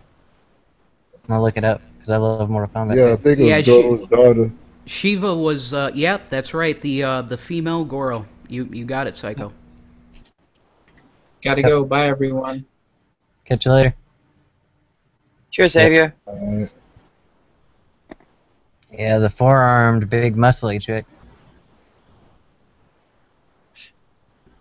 Yeah. Man, now you're gonna make me pull out my emulators and start playing Mortal Kombat. Go for I used to spend day when Mortal Kombat came out. The Mortal Kombat 2 came out. I used to sit in the arcade. We stole the keys a couple times. Oh, and then man. just started crediting out the crap. I killed so many quarters. Yeah. I dumped so many quarters in that game. Oh man, forget about it. There was me and one I used to other like to guy. take Shang Tsung and just turn. Yeah, actually I do. Yeah. I used to pick Shang Tsung on Mortal Kombat and just and whoever I was fighting, I'll just change into them and kill them with their own fatality, their own fatality on them, and yeah, Like I I'm love not Mortal like Kombat. want to boast on myself. Me and this other guy would just rule anybody that stepped up, and it was pretty even matched when me and him would play, which was rare. But we'd kind of we'd gamble. I'll just say that, and I would let them pick what Yeah. character I was gonna beat their ass with. Oh, I used to love doing that. Dumb it like Jax or some of the slower people, and I'd still whoop their ass. Mm-hmm. But Yeah. Shang Tsung is the best, like you said. You can just change into whoever and fuck them up. A lot of this is a generational divide, I think, because it's just after my time. Yeah. This was what late '90s, something like that. Mid to late. Early to late mid 90s. I want to say early to mid 90s. Yeah. Early to mid 90s, I was doing a lot of spraying toxic goo on the other side of car bodies every 38 seconds and peeling the, I guess, styrofoam masking off the screw holes. Fuck. Welcome, I got Shamos. trapped How you in- doing, man? in- Oh, go ahead, man. Hello. Say what you're saying, Rep. I talked over you. No, he's just welcoming Shamos. So, Nadia, can you do us a favor and prove that there is no God to us? Oh God. Sure. Not this again. This is like a more of a great debate community. That's This right, is Nick. what this is Thank about. you. Thank you, Nick. Yeah. And Lally. Well, each one is, well, if you throw something in my list to be a god, then you might as well call it a natural force, and if you throw something embodied with a mind as a god, then it would then be, in effect, a spell-casting creature or an alien with psychic powers, so then at that point, disembodied minds as gods, and therefore you end up with the difficulty that in order to have mental content, you would it basically is satisfy the notion that it's something of a mind. That mental content would need to derive from somewhere, Have a like structure to it, yeah. well, for instance, it's I guess physical context and such, like in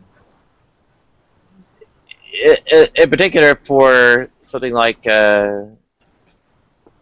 what's use a word for, or sorry, a way to say Deoxys.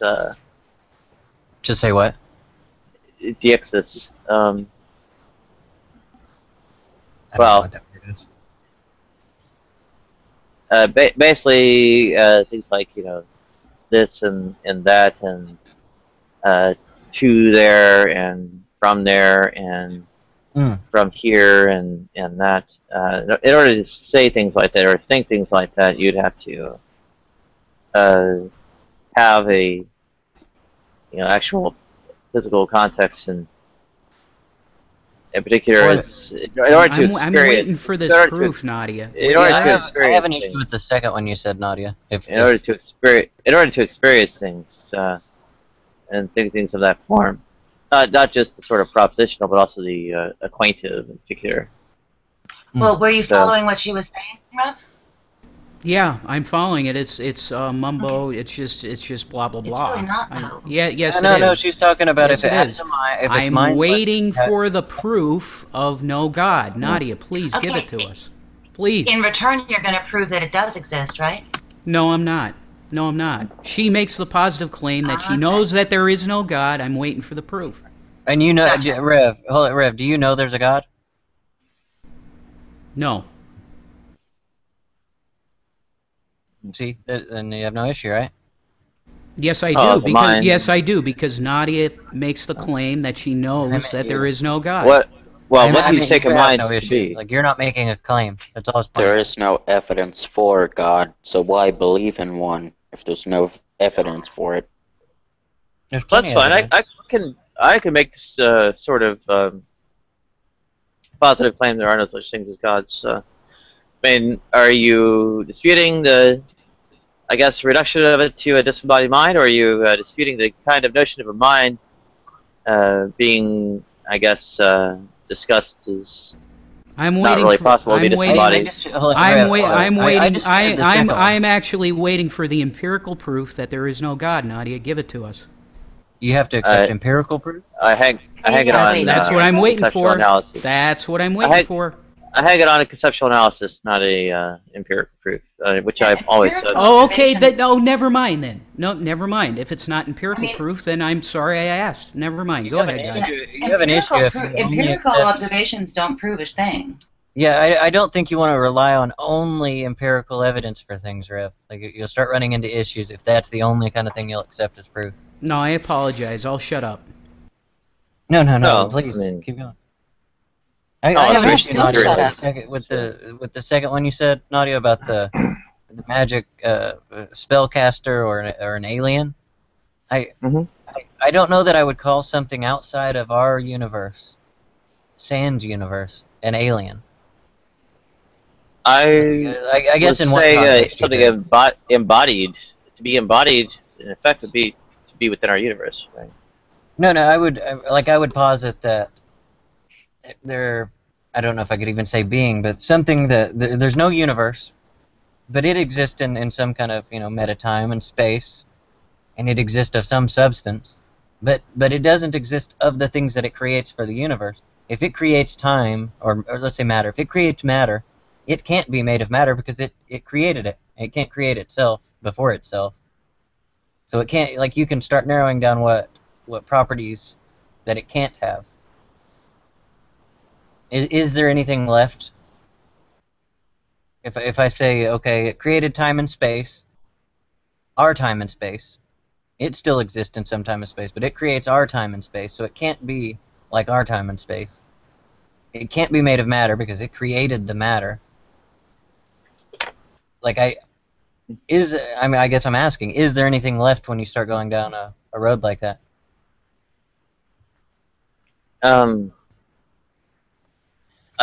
I think what you're discussing there is something I'd say is, well, in some respects ungodly, like, particularly the way that it's, I guess adhering to the whatever regularities of the kind of actual nature or whatever it is, or sitting in its world, and in some respects, maybe we might be the same kind of thing to, I don't know, some kind of, I guess computer simulation or something like that. Well, it couldn't, but it would have to all be like the matter would have to be the matter would have to be like meta matter and thing. It couldn't be made of the same things of the universe. Like, it would be like a computer with a meta simulation and a. What? Shamos, we can barely hear you, man. Oh, am I not coming in very clear? No, it sounds like you have something over your mic. I can turn you up a little bit, but you're still really muffled.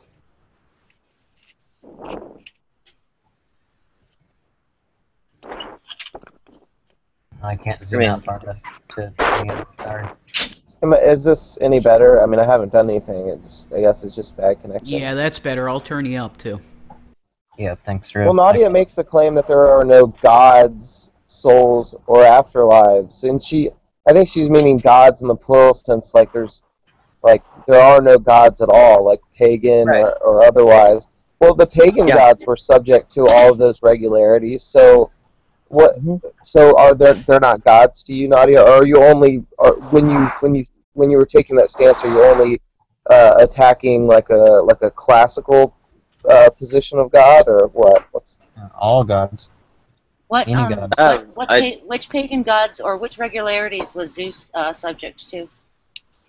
Well, I didn't say Zeus necessarily, but I said the other pagan gods. Like, for example, a lot of gods that came down on Earth, wouldn't they be subject to the regularities of whatever was on Earth? She wouldn't call it a god, I don't think.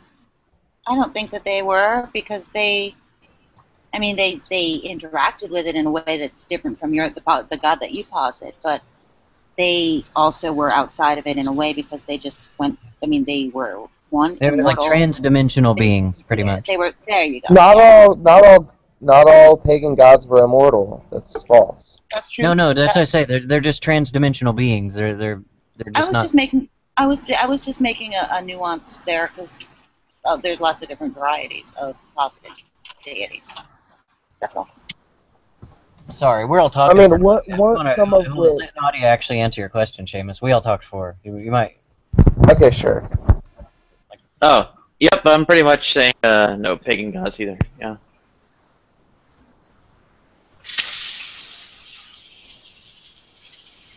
Say that again. I missed it. You are taking the what?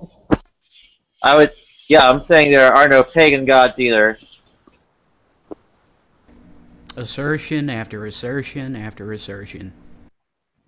Well, am I supposed to just play it safe, or do I actually make a claim? Well, Go ahead. You could render the same argument for some of those pagan gods. The reason why I brought them up is because the argument. Seamus, You're busted up, Seamus. Closer to your mic. Yeah, you can't hear you at all.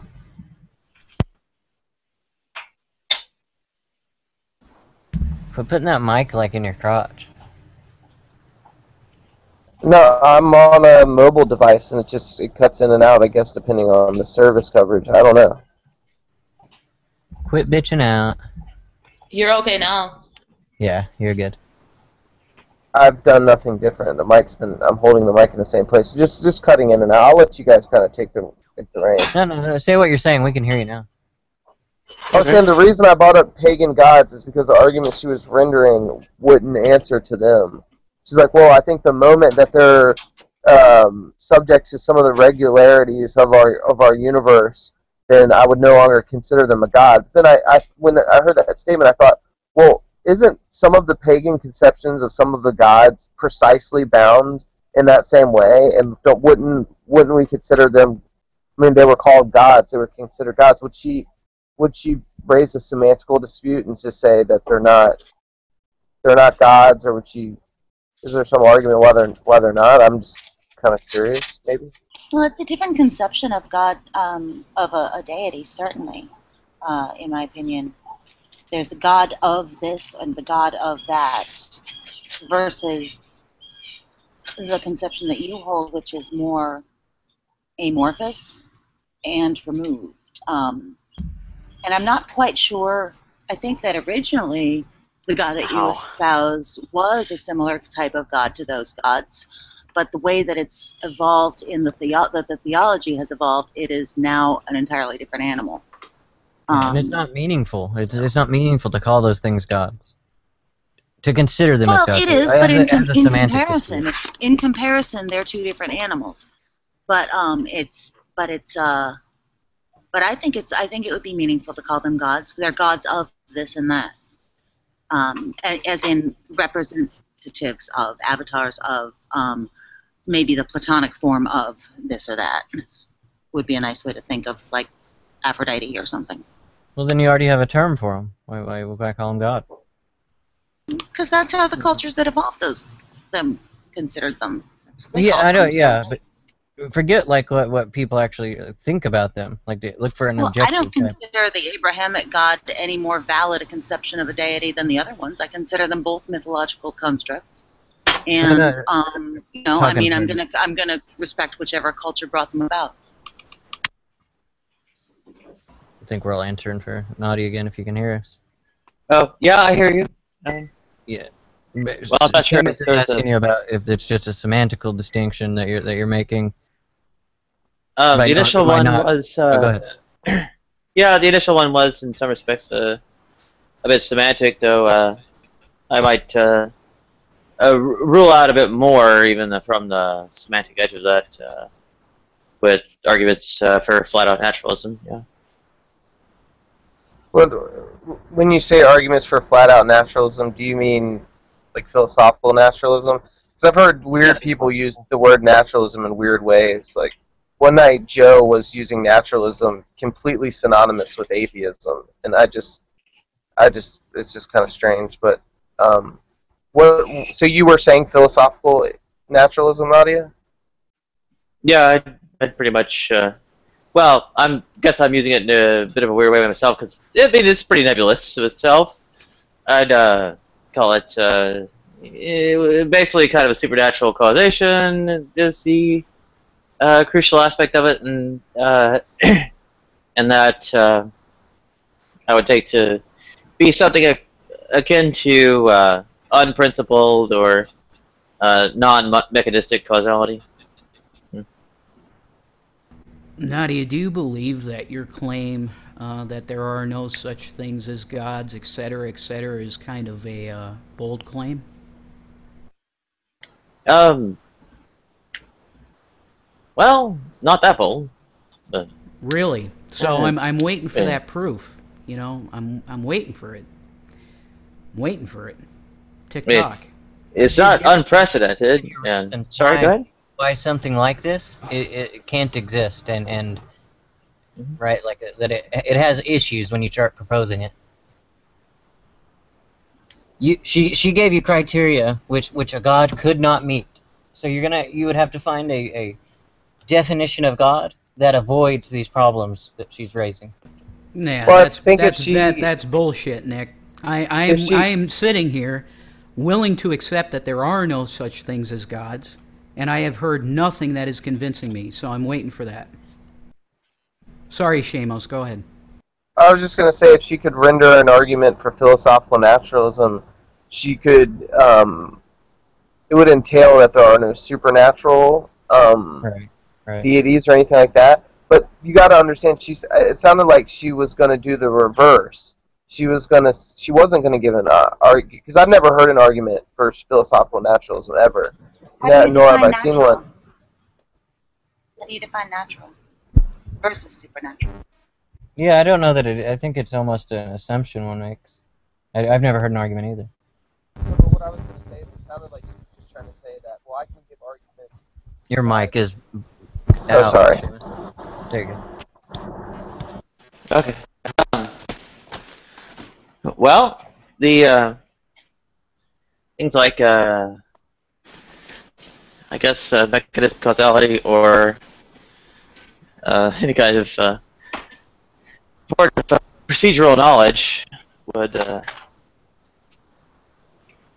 be tantamount to mechanistic causality. And in that, you're breaking up, Nadia. You're breaking up. Yeah. You're gonna have to say that again. Okay. Well, in some respects, there's I guess a semantic equivalence kind of argument that pops up, but the mechanistic causality is, in effect, what comes. You would either be doing something equivalent to it to have any kind of procedural knowledge, or I guess inferences regarding the future or the past, and well, without such, you would end up in global skepticism. And way you get to that is... Hello? Go ahead. Okay. So, the way you get to that is to use causal inferences in order to support procedural knowledge or knowledge on the future of the past, are in some respects deciding between a finite number of possibilities, and without having some kind of limitation on the scope of these, you can't rule them all out. You are in effect having to be able to rule some things out in order to be able to come to any conclusion at all. And Okay. go ahead. Yeah. I just want to make sure that I want to make sure I understood what you said. You're saying that when one posits something that has the power to step in at any moment and alter what one previously thought was a predictable causal chain through inference, then one would really have no reason to rely on one's inferences at all, and thus global skepticism would entail. Yeah. Okay, just making. Global skepticism. Yeah.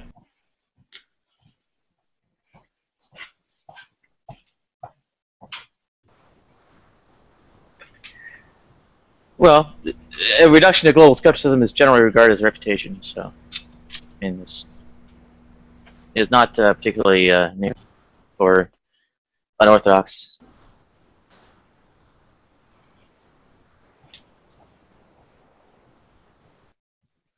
So,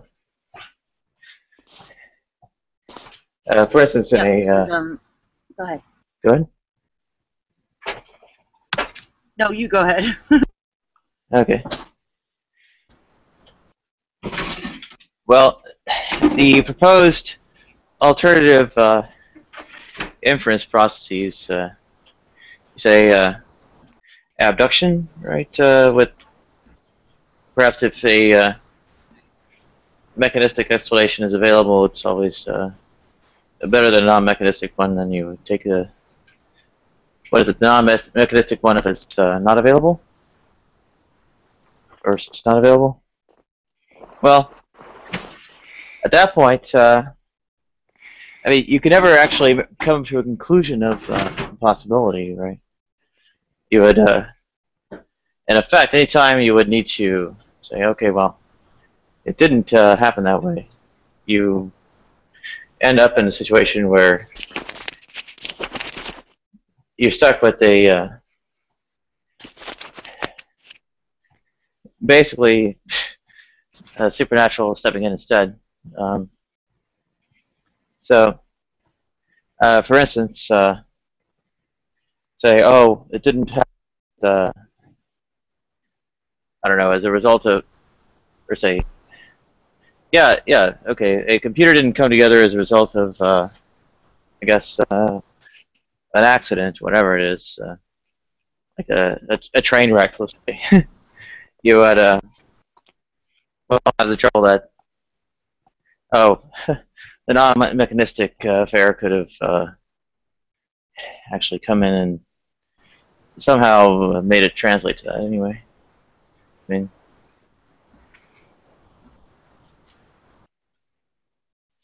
well, it sounds like you're kind of interested in rules that You're muffled out, Seamus. Fuck. Yeah. Answer: laptop, not mobile device. Yeah, you would have no predictive power at all, if, like what Nadia was saying. Yeah. A computer could just pop into my room right now and pop back out. I mean, nobody has complete certainty, but those who posit something which has no limitation on what it can do, and that being an actual force that actually interacts, have absolutely no basis for predictive. Lydia, is that Dante? Is that Dante? No, that's a Joker. It's from. It's I can't remember what he's called actually. I thought it looks like I don't know why. I thought it was Dante. I think it's a Bruegel. I think it's just a Joker. Court jester. Okay. Cool. It sounds like you're extremely wedded to naturalism in that argument, which what Nadia's argument kind of goes as follows. She's basically saying, well, look, naturalism gives us some pretty steadfast rules, and if there were exceptions to that rules, we could just say that everything, and the thing that was the exception could possibly entail everything due to whatever property of omnipotence or whatever, then we could just say that everything's the product of the exception and not the rule, and then she's saying that reduces to global skepticism. But, I mean, I don't think, so like, let's say that there's a rule for something, right? And then there's some exception to that rule, right? And so would it be, and then in every occurrence, whatever the argument would be, I'm trying to keep it general, just to show you how I think it's semi-silly, to be like, well, since there's an exception to this rule, I'm just going to assume that everything's the exception, and not try to work through like an abductive explanation to whether this specific case would be the objection or part of the rule, exception or rule. Do you understand? Yeah, we'll see, Shamos. The really funny thing is that Nadia constantly claims that she knows that there is no such thing as gods and all this shit. And the fact of the matter is she has no actual proof for that. She makes she explained why. She makes argumentation for it, but there's no proof. No proof. Well, the argumentation is part of it. That raises the question: is what would you recognise as proof for that? Yeah, he wants empirical evidence. He said. Exactly. I'm waiting for it. Is this a reaction to all of the atheists who ask for scientific proof of God's existence? Because I think they're silly too. Yeah. Yeah, that's why I said you're going to run into trouble if all you're going to accept is empirical evidence. Like not just with this, you're going to have problems in your life if that's all you accept. Because I don't want to. We could get into arguments and I can show you accept all kinds of things without empirical evidence. I would argue just as hard against the non-theists. I'm saying the only thing I'm going to... excuse me. I'm saying the only thing that I'm going to accept is empirical proof, because spiritually, I know it. I know, but that's what I'm saying. You accept... I could show you or any atheist or anybody, I could show that you actually accept a lot of things that aren't based on empirical evidence. I will accept that there is no God by empirical evidence. Okay. I don't have that. I do have a competing spiritual certainty, though. I think that's an unreasonable standard if you're restricting before we get too far down the road, can I offer an analogy to Nadia to show that what she was talking about there? Look, so let's say this. Let's say that there's a rule, right? And whenever there's a nest very, very high, let's say it's up on a very, very, very high tree, right? That or on the edge of a mountain with a tree hanging off of it, and the tree could only accept the weight of a bird, and the bird have to be like, you know, under 1 pound, and no other and when we say that there's a nest on this tree, right? And then in that tree there's an egg, and what we'll say is this: that the only way that an egg can appear in that nest is through a bird, right? Now, because given the fact that there's no mammal animal, right, that can bring an egg out there in its mouth without the limb falling and breaking or anything. But let's say that it is possible for a human to place an egg there, right? We could fly it up with a drone and release it, or there's some type of thing we could use a long pole and with the release mechanism or so forth. But so here's what I'm positing. This is going to be directly analogous to what Nadi was saying. Okay, so we have a steadfast rule. The rule is that only when we see eggs in this nest, only birds could have caused that. However, there is one exception. That's the general rule. It's true the bulk of the time, but there is one exception. If and only if a human places an egg in that nest, right, through some means. So there it is. We have a rule, and then that only birds will. If we ever find an egg in the nest, we can assume that either a bird placed it, or B, on very rare occurrence, that a human had done so. So let me ask you the question naturally follows. We let's say we come up to this nest and we recognize that, hey, the only way an egg can get to this nest is from a bird, or the rare exception of possibly a human. Should we always assume that a human put the egg in the nest? Do you guys understand the analogy? Right. Yeah. No. What do you say to that, Nadia? It'd be reasonable to say the bird is more likely to. The egg was placed there more likely by a bird. Right. I would agree, but it seems like on Nadia's epistemology, she's saying that, look, there's this exception, and because of this exception, I'm going to go ahead and always say when I come up to an egg. So what you would like? So I'll transpose the analogy now. Nadia's saying that, look, an omnipotent God could create a tree falling over in the woods, right? You come upon a tree, it's fell over, it's sitting in the woods. Omnipotent God could have placed that there.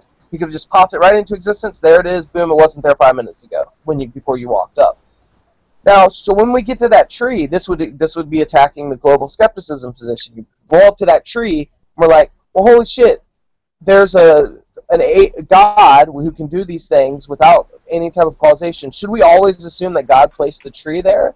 Is that what you're advocating? Because that's what she's saying. And globally, skeptically, on every single claim, we could always think that a God could do this, because the condition is sufficient for a God to have done it.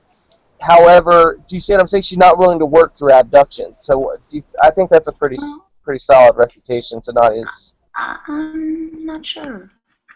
Because, okay, take something a little more complicated than a tree in the woods or a bird, an egg in a nest.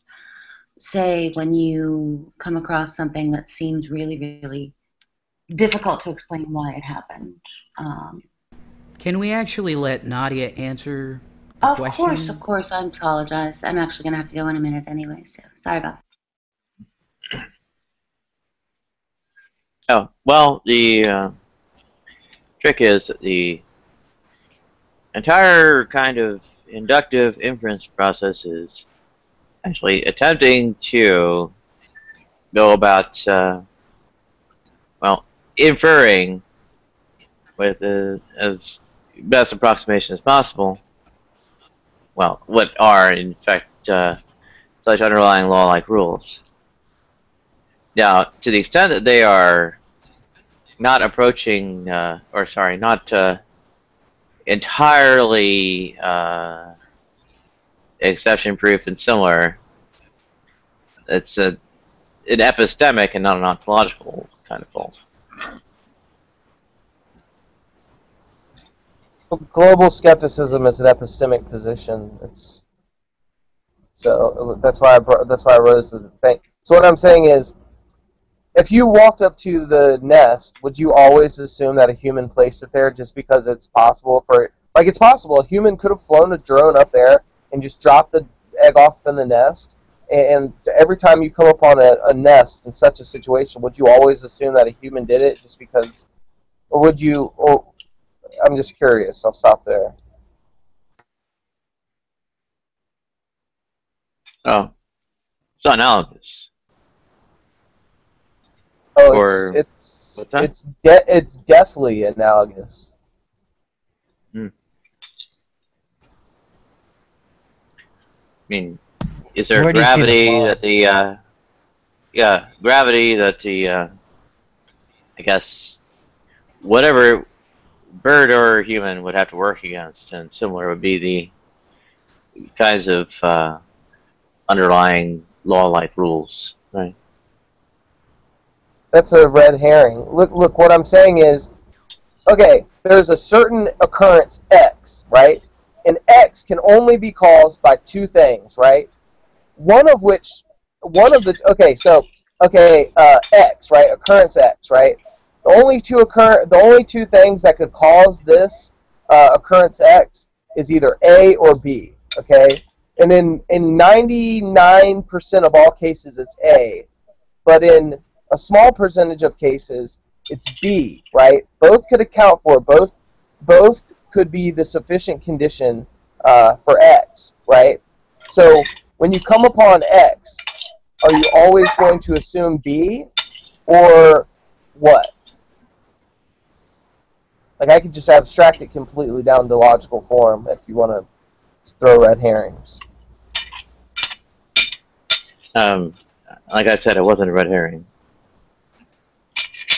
And the trouble is with your scenario the law of gravity has nothing to do with it. What I'm saying is, it's possible. Okay, you come upon a tree in the woods. It's possible an omnipotent God winked it into existence 5 minutes before you walked up. It's also possible it came about the same way we suspect every other tree came about, and then it fell over, and it's fucking sitting there. So both can account for why the tree's sitting there, right? Now, with that being said, the same thing's analogous with the egg. Come upon the egg. There's two ways that the egg could be there. See, which one would you go through? When you're talking about gravity, I'm just saying that there's two things that are sufficient condition for occurrence X, and then would you always assume it'd be the least likely occurrence, or would you work through an abductive framework? What the fuck does gravity and natural processes? This analogy arises from the lack of these causal mechanisms being discussed. So, are you saying, Nadia, like when he says there could be two reasons for this, you're saying no, there can only be one reason for this? No. Then I'm missing where the flaw is. The causal mechanisms that are going to be involved are not what's being discussed with the, well, naming the agents. It's not just invoking God in name, it's invoking God as mechanism.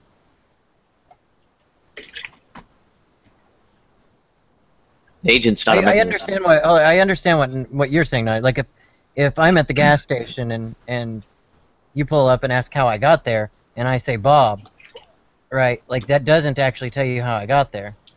You have to infer that Bob gave me a ride up there or something. You have to posit something else besides just Bob.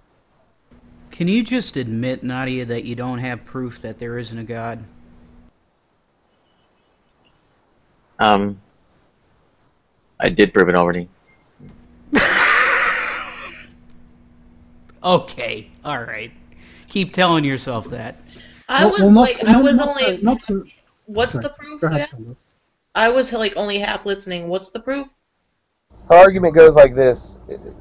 She's saying that if we define natural as being bound by some type of natural laws and some type of causal mechanism subject to causality and so on, and if we define supernatural as not having a naturalistic mechanism and being not having this causal mechanism, then what she's saying is that the moment that we say that there is a God, it will reduce down to epistemically reduce to global skepticism, right?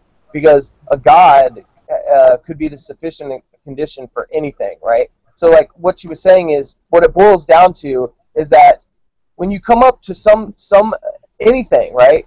You could just say, well, God did this, right? And that a non-causal reason caused this, and you could say that for every single thing because God could be the sufficient condition for anything and everything. So her analogy is not her analogy. My analogy, just to make it simple, is if we granted that an omnipotent God existed and could do things non-causally without the use of naturalism, she's saying that if you walked up on a tree, fell over in the woods, then there would be nothing stopping us from inferring that instead of it just being a tree, that God just winked it into existence 5 minutes ago, right? So that we would always have this global skepticism on whether or not there's actually some causal mechanism behind it, or everything is just non-causally related. So she would just say that when you look at the world, instead of inferring that there are all these causal mechanisms, if gods exist, all bets are off, and you could always just say no, all these things exist non-causally through God, right? and then I threw an analogy that she's claiming is not analogous, but it's actually perfectly analogous. No, it's how is God an explanation? When you just, like I said with the gas station, you invoke Bob. Bob doesn't give you any information how I actually got to the gas. So when you invoke God did something, you say God did it. How does that explain anything? Even if her argument worked, that wouldn't work like against a deist God, would it? I think the problem is deeper. No, it wouldn't, Godless. You're right. I think it's deeper than that. Against all because gods, the question, the question. Yeah, and it doesn't work, Nick. Doesn't work. Yeah, Godless is right. So if a deist God, Alex was talking. I talked. Please let him talk. Yeah. So the problem I think is a bit deeper because it's not, when you say Bob gave you a lift to the gas station, or how is Bob, the explanation will point to these mechanisms. When you say God did something, what does that mean at that point? What does it mean for God to do something? Yeah. Nadia, how does naturalism contradict deism? The gas station, when you say Bob did it, you make inferences, and there's mechanisms behind it that I can tell you about. Car, bike, or whatever. I can give you these things. Naturalism could be true, and a deist God could have created the universe. Well, no, because supernatural. If it doesn't interact with the universe at all. She's absolutely right. Not on Deism Nadia's argument. has one. No deist God either. Sorry. Yeah, and that's just a fucking stupid assertion, Nick. No, I think Godless's objection stands. I think it could be best said like this. If we're defining a deist God as a God that took all the things of naturalism that we currently see in place, and it just put them in place, and then from there on out took a hands-off approach, right? Even though the deist God causally, through whatever non-mechanism or non-causal mechanism or whatever, started this chain into events, all the things that are in place now, after that chain has taken place, are all natural, and it can never be broken by any supernatural force, i.e. because it's a deist God and he won't interact. She made an argument against that. It was one of her first ones about this being more akin to like a space alien or a magician. No, but I'm talking about the argument that's... Well, she may have to repeat that argument, but the one being rendered about coming up onto a tree and assuming that it was a non-causal agent would not be... or non-causal mechanism couldn't work for the deist God because the deist God assumed would never interact with creation. So that argument wouldn't work. I think Godless's objection stands. Do you understand? She gave at least 3 arguments, though. Well, I only heard those. Okay, so what's the other argument then? I must have misheard it. She's not made any arguments. It's assertions. Which one? What was the argument against the deist God? It'd be against the deist God. Saying naturalism contradicts deism. Let's assume that's true. You can't prove naturalism. No, the argument that you made. I was just floating a proof for supernaturalism entailing. Argument. I was just. Can you hear me? Yep. Yeah, I was just floating an argument, Godless, for supernaturalism entailing global skepticism. Well, I don't think that naturalism or supernaturalism is the only 2 options. Right, so if you posit a deist God that is actually supernatural, then she has an argument for that. If you're just positing a natural one, you're not actually positing a God. You're positing some space alien, or some transcendent alien. This is absolutely fucking hilarious. Unnatural. Well, renaming it to an alien is merely a semantic dispute. If she's trying to say that the deist God doesn't exist on account that we're going to semantically call it an alien, that's not. That doesn't. No. Whenever you do that, it's meaningless to call this thing a God at that point. If you already have a term that fits it, that's why the semantic dispute stands. That's like me saying my But a semantic dispute is never going to say that a deist God doesn't exist. If I call it one thing and you call it another, that was like mid-sentence. Sorry, if I were to say my Pepsi can is God, a semantic analysis. It's meaningless to call that thing a God. I already have a term for it. It's a can, right? Pepsi or whatever. It's meaningless to call a deist God. I mean, the deist God God. The semantic analysis was a prelude to narrowing down the concept to something on the order of disembodied mind. Right. I'm just kind of okay, so at what point is it not meaningful to call the deist God, which is pretty commonly accepted understanding in philosophy of religion, and now it's not even meaningful to refer to the deist God as a God? What kind of nonsense? That's not the case. I mean, huh? This is the argument that you came in with Sty, and Nadia goes way deeper and more eloquent and explains it in detail, but it essentially is just that really you're renaming things that are meaningless to call God. So you narrow it down and see what's left, and you end up with a disembodied mind. And that disembodied mind has issues that she has an argument for. I win because you don't even know you fucking exist, right, Xbox? So there could be a disembodied mind with the power to create the universe that's not a god, but you wouldn't let us call it a god? Yeah. See, I don't agree with this. I would call anything that created the universe natural or not a god, but I understand the argument she's making.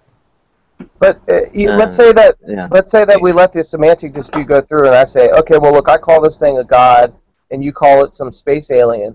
But then let's say that I even make the concession that for the sake of the conversation going forward, I'd say, okay, well, fuck it, let's just refer to this thing as a space alien. It really makes no difference what we call it as long as we're both talking about the same thing. Okay, so how is the semantic dispute ever going to get us to that thing that doesn't exist? You're just saying, look, I want to call it this. It's not meaningful to call it that. You're narrowing down the properties that would be left, right? What properties would be left fit to call a god? Now, if you're going to say something like, you know, there are no somethings, having some kind of limit to the scope of the somethings there, you're saying there are none of, is a bit necessary, given that, well, whatever the name of something that you're on about, I mean, you can call anything that name. I mean, look, if whatever you call it and whatever I call it isn't really meaningful in the sake of the discourse, so we could just refer to it as thing A, right? But as long as we both have the same concept of thing A, how does, regardless of what we call it and its meaning, mean that A doesn't exist, right? How do we get from semantics to ontology? No, this thing could exist. Like, this thing that you're positing could, I'm not saying it does, but not necessarily on this argument, but it could exist, but I'm not going to call it a god. You're going to have to That's just semantic what dispute. You're calling a god. There's nothing very interesting about semantic disputes. There's nothing. To her, if Nadia will lay out the rest of the argument. All right, let's not call it God then. Let's not call it God. Let's not call it God. Let's call it science. Let's call it science then. I think semantic disputes are some of the most uninteresting conversations. Let's not call it God. The problem that you have is calling it a God. I'm sorry. The problem you have, Nick, is calling it a God. Yeah, I'm sorry, my talk. So let's call it science then. Go ahead. Yeah. Seamus. You're basically referring to her argument. The semantic dispute runs into refining down to what you call a God, and then attacks what's left. If you're attacking what's left, you'd have to attack the concept, which is not necessarily a semantic dispute. Look, no, you're not following. Yeah, I had a content externalism-based argument against, I guess, disembodied minds. So that was. Well, I'll just say this. I mean, I'll engage in that. Argument against semantic dispute stands because it refines the God down to what she's saying. A disembodied mind would be the only thing left to call the God, and that thing she has an argument against. Like a direct argument of why a disembodied mind has issues. Okay, okay, let's hear that. I think it entails more than just a disembodied mind, right? So, but let me just grant you that, because I have a feeling that we're not going to get anywhere if I don't grant it. So, okay, let's grant that which I don't believe, that it boils down solely. Yeah. Yeah, fuck it. Let's just say it boils down to a disembodied mind. What's the argument against disembodied mind? You've heard the content externalism argument I recycled from Jack before, so. Oh, you don't want to give it again? No, I mean, I heard the argument that you pitched a month or two back, and I thought it was an inductive argument. It was extremely poor. I don't even think it was not inductive. It was not inductive. It was logical. Okay, then you have to pitch it again. I must not remember the argument correctly. Yeah, she's too fucking lazy to do it. Or are you, Nadia? Can you do it again for us, or you just want to keep chugging on the fucking Diet Pepsi? No, I'd love to hear it again if you're up for it. I don't remember it either. So. Yeah, it's suggesting basically that mental content is necessarily external because of the the Twin Earth thought experiment from Begin, I think, in '77, which content externalism, which is the water, it's H2O in one world and XYZ in another. You know, people say the word water in both and refer to, well, one or the other depending on which planet they're on, right? So that's usual kind of motivating thought experiment behind content externalism, and it's relatively clear that there's a rather strong element of what's called deexis, which is, I guess, the relative pronouns are a big example of this, but it's more than just relative pronouns per se, but rather the way that the language you're using derives from your surrounding context that in effect determines these kinds of meanings. So, yeah.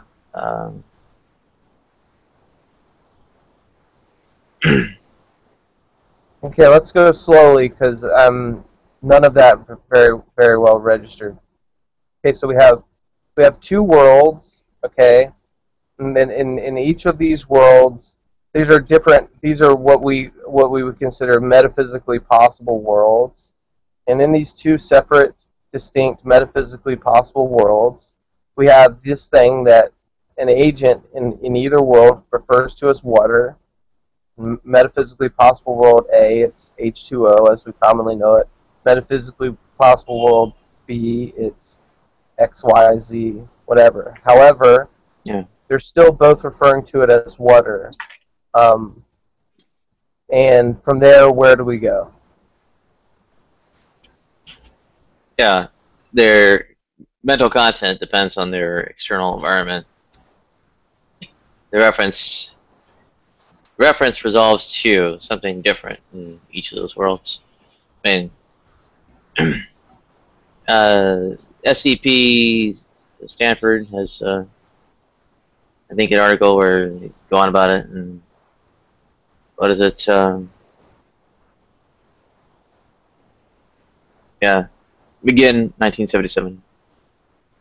What are you based saying? on, What I is think, Putnam 75. What's that? So, are you saying that in both instances, what we refer to as water reduces down to some external material thing which gives semantic content, and only external material things can render semantic content? Is that what you're saying? No, I'm trying to guess the argument. The mental content varies from the outside environment. Outside environment is determining it. Surroundings, the context. So I don't think so. Information is coming in from there. Sorry. I don't think so.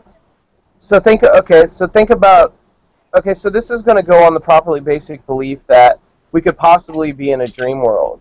So, let's just say that we're not in a dream world, right? And then inside the dream, right, I'm getting whatever semantic relationships with whatever's in the dream, right? I see my ex-girlfriend, blah, blah, blah. I see this, I see that in this dream. I see a monster, right? But all of those things, we would agree, in that instance, that semantic content is deriving not from something physical, unless you're saying that it reduces, the only argument you can give is that it reduces down to mind or brain states, which are physical. But here's where the problem lies in.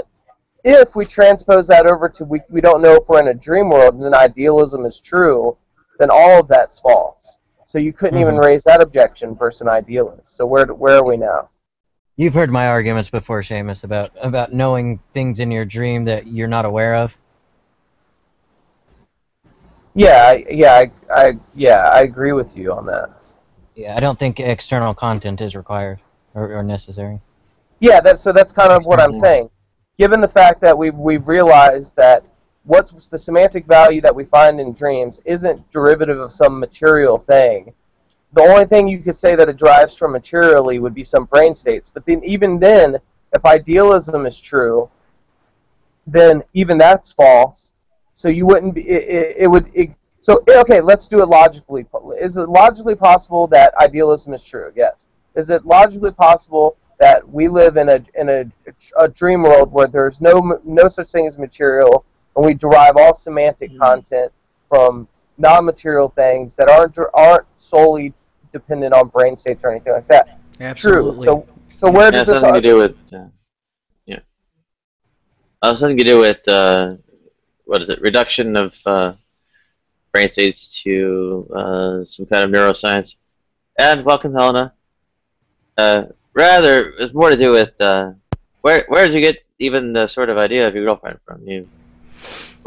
Somewhere outside yourself. Where did you get the idea of no, not if idealism is you true. You saw yourself in the mirror.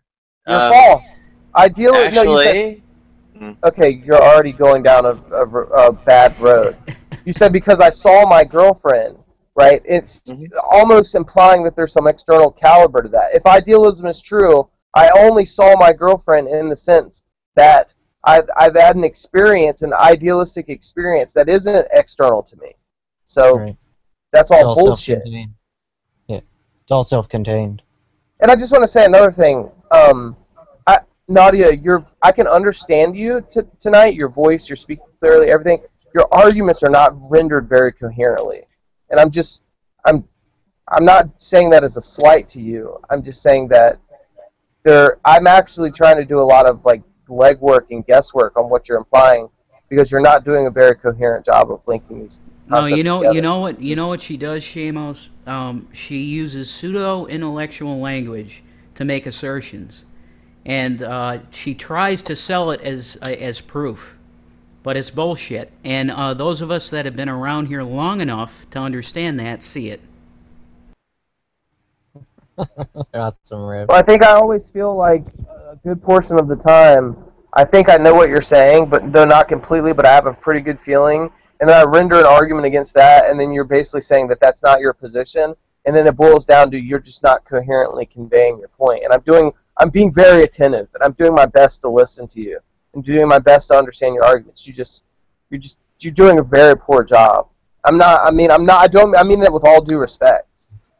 Clear. What argument could you? I'm not convinced that something has to be external to your mind for it to be in your mind. Like the transfer there. And I think it's almost like the dream argument of where you can't tell you're in a dream or you can't tell you're not in a dream. I think you end up with the same problem with what you're saying. You can't tell if the mental content it has to be external to you or can it come within the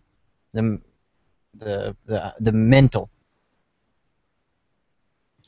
Well, is there an argument for why it has to be external content? Things that you're going around with your dreams or rehashing things you've gotten ideas of from elsewhere. Yeah, that's what I'm asking. If there's an argument. No. That's not true. If what you mean by elsewhere is external to you, that's false under the interpretation of idealism I'm pitching. So let's say that I'm not even saying under idealism. I'm saying just right now, like what argument is there for that it has to be external? Yes, I mean things seem that way, but what argument is there? Yeah, that we all assume on our properly basic beliefs that when I have a dream about my girlfriend, it refers to the girlfriend that I know in this external reality. You're cutting out. Okay, can you hear me now? Any better? Yep. At all? Boom. Way better. Okay, listen. If you're... So look, right now on our properly basic beliefs, when I have, all of us, generally speaking, when we have a dream about, like, I have a dream about my girlfriend. I agree that I'm having that dream about my girlfriend because it refers to something external to me that's from outside the dream, right? There is this place that's reality, that's apart from the dream, that I know my girlfriend from, and then I transpose my girlfriend into the dream when I have these things. So there is a external referent in that case. But look, what I'm trying to say is that's all bullshit if this form of idealism I'm pitching is true, right? That's false. That experience of my girlfriend is just another mental state that doesn't reduce down to any type of brain chemistry. It just reduces down to... What do you think of say, a single, right? I'm not going to say the number one. I'm going to say a single. A single thing is where I can start. A single thing doesn't come external to me. It is me. I am the single thing. I can have the idea of a single thing without anything external ever affecting me. Xbox, can you see the side chat? Oh no, sorry. No, he's on a mobile device. All right. Well, I posted in the classical argument of externalism from the Stanford link I posted before. I can see it if you paste it in Skype. I can pull up Skype. Okay. I'll paste Stanford has a link for every position, even contradictory positions. So there's Stanford link for internalism. There's a Stanford link for externalism. I mean, sure. What did you think of it? Real quick, what I was saying. Did you understand what I was saying?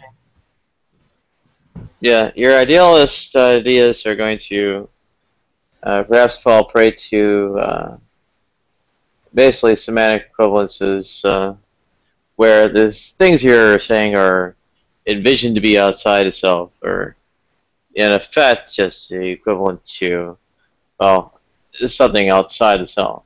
So I gave you the question. I gave you the solipsistic if you didn't idea understand, please tell me. Really get you anywhere, because it's what you're proposing is merely imagined. It might as well just be considered an external reality. Yeah, but I'm giving you a counter to what you're saying. I'm giving you a counter. He was responding to me. I'm giving you a counter of an idea that I have without any external experience required. And that's the self, pretty much, right? Like a single, a thing, just something. I can have that idea.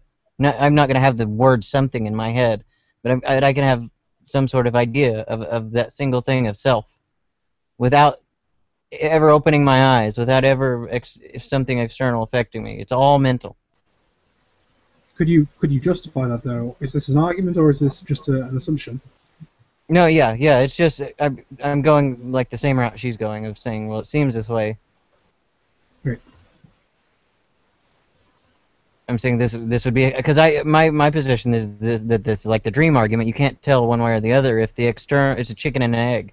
You can't tell if the external is actually causing it or if the internal is causing it, or both. So I'm giving the only single example. I can't think of any other example besides self, but maybe there are, maybe numbers, I don't know. But the only way that's single.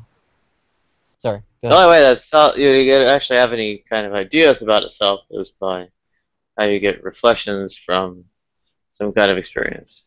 I mean, no, I can have experience the self to have any kind of synthetic knowledge about the world, whatever. Yeah, but that's not an external. That's not external, though, Nadia. If you look at the Helen Keller book, I could be blind, deaf, and dumb. I could have all my senses be not working, and I could still have ideas of myself. Helen Keller kind of goes through that, where before she was able to communicate and stuff, that she did have thoughts. They just weren't what we would understand. You could never call any of that external, Nadia, is what he's saying. He's saying that you can't say that reduces down to it might reduce down to experience, but that's not external. It's not experience. It's not experience. Yeah, it could just be experience of the self not anything external, like not like there is something that exists that I'm experiencing that is out there apart from me, right? When we consider the agent or whatever the mind or whatever that is internal, and everything outside of it that interacts is external. So your I claim. don't think you're getting the argument. The boundary you're proposing between, the self and other is, in some respects, semantics. So then you end up with a semantic equivalence between the scenario you're describing and the realist affairs, and in effect, all you're really doing is having some kind of presumption of mind dependence of the things that are deemed other, but don't have a good reason to deem to be strictly speaking within the self. But when I say self, I'm referring to, like Seamus said, mind or whatever, just something. I can have an idea of something. You're reduced to begging the question that your position is correct. Whose? Nadia.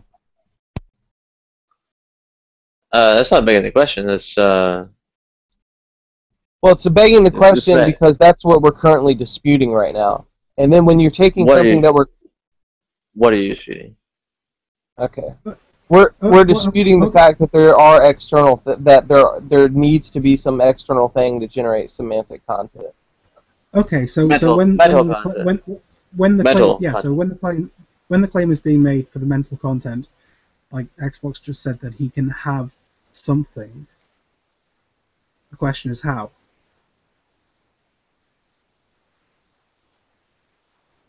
How can you have something? That's not the question that we're talking. That's not even. That would go down a whole nother road. When you ask how, you're asking for a mechanism. We're not talking about mechanisms. We're just saying that it's possible. It's not. There's nothing interesting about the fact that your mic's gone muffled. Sorry.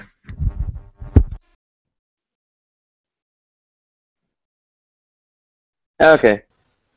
But let's try an easy one. Sorry.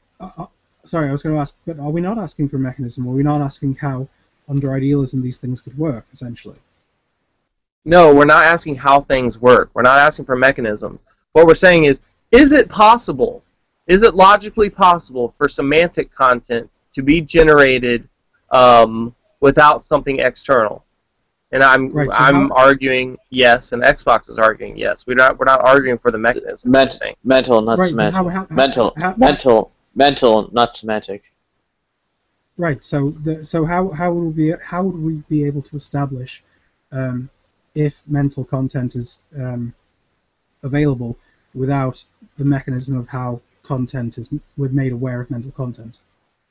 I've already rendered the argument. I told you. Are you familiar with the argument that we could be in a dream world at this very moment?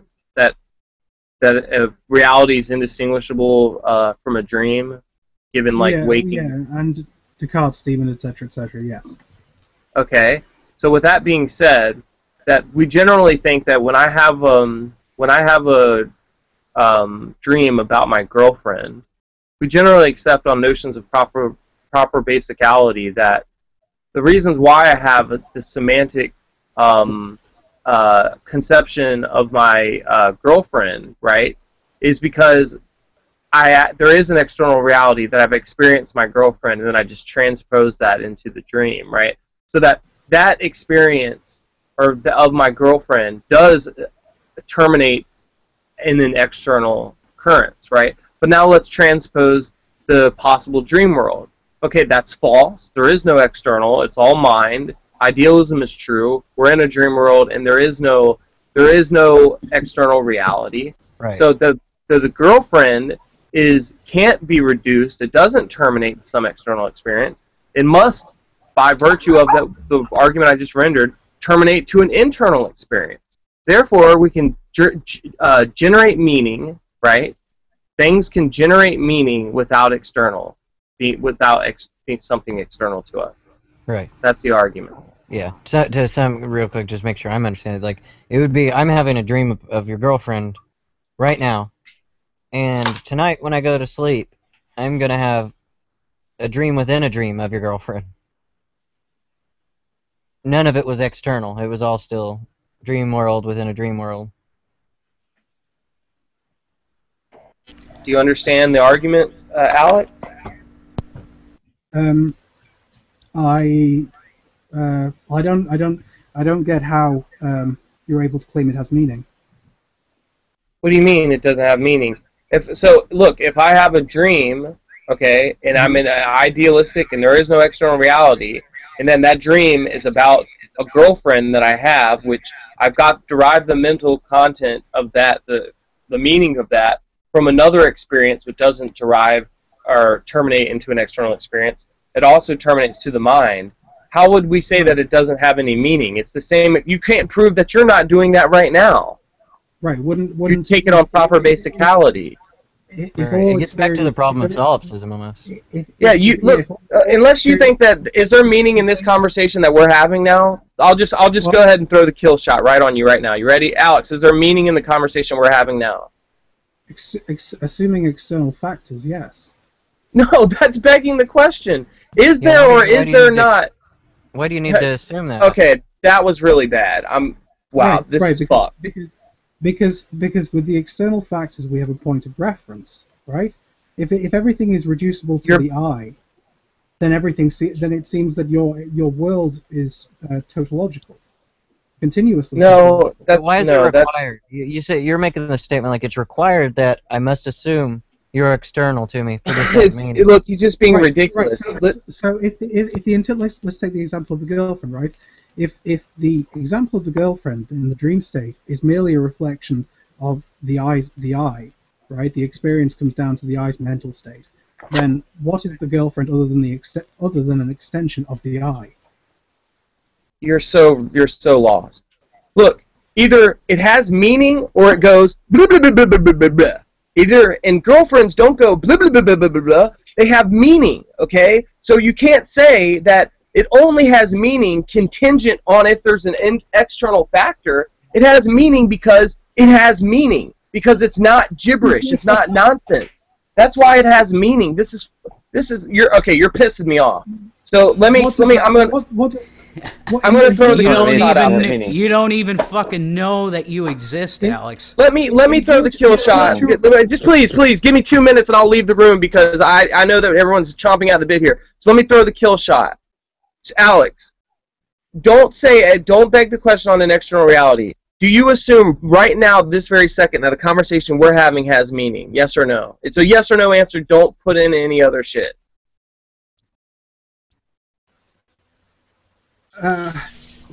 Sure. Okay. Now prove that I am not a figment of your imagination in your solipsistic mind under idealism. Now disprove that. Philosophically, I don't think it's possible. Right. So that would be a possibility that what I'm doing right now, what I'm saying right now has meaning, and it is the very thing which we're discussing, and you can't disprove that as the case. That's the kill shot. Alex, you understand the problem with solipsism, but when you bring idealism, which is kind of it can overlap with solipsism, right? Imagine it as there's a mind dreaming us right now. We are the figments of this mind, so everything is mental content. My wall is made of this dream. You're made of this dream. And tonight when I go to sleep and have a dream within this mind, right?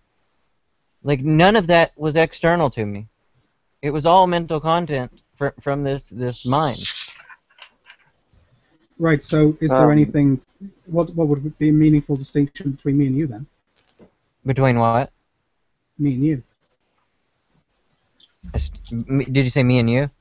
Yeah, I think there's a conflation being done between idealism and solipsism. Idealism doesn't really say that, well, one particular individual's mind is, well, everything. Well, it overlaps with metaphysical solipsism, or methodological. Sorry. That there is one mind, and I am actually just an experience of that mind. Like I'm just a figment in the right. Yeah, you meant to say mind. ontological solipsism, but Ontological. yeah, Thank you're right. you. Yeah, you're right though. He is right. But that's what we're referring to, wasn't it? The notion of ontological solipsism. If everything comes Yeah, back which is down, very, very similar to idealism, just to correct Nadia. Yeah.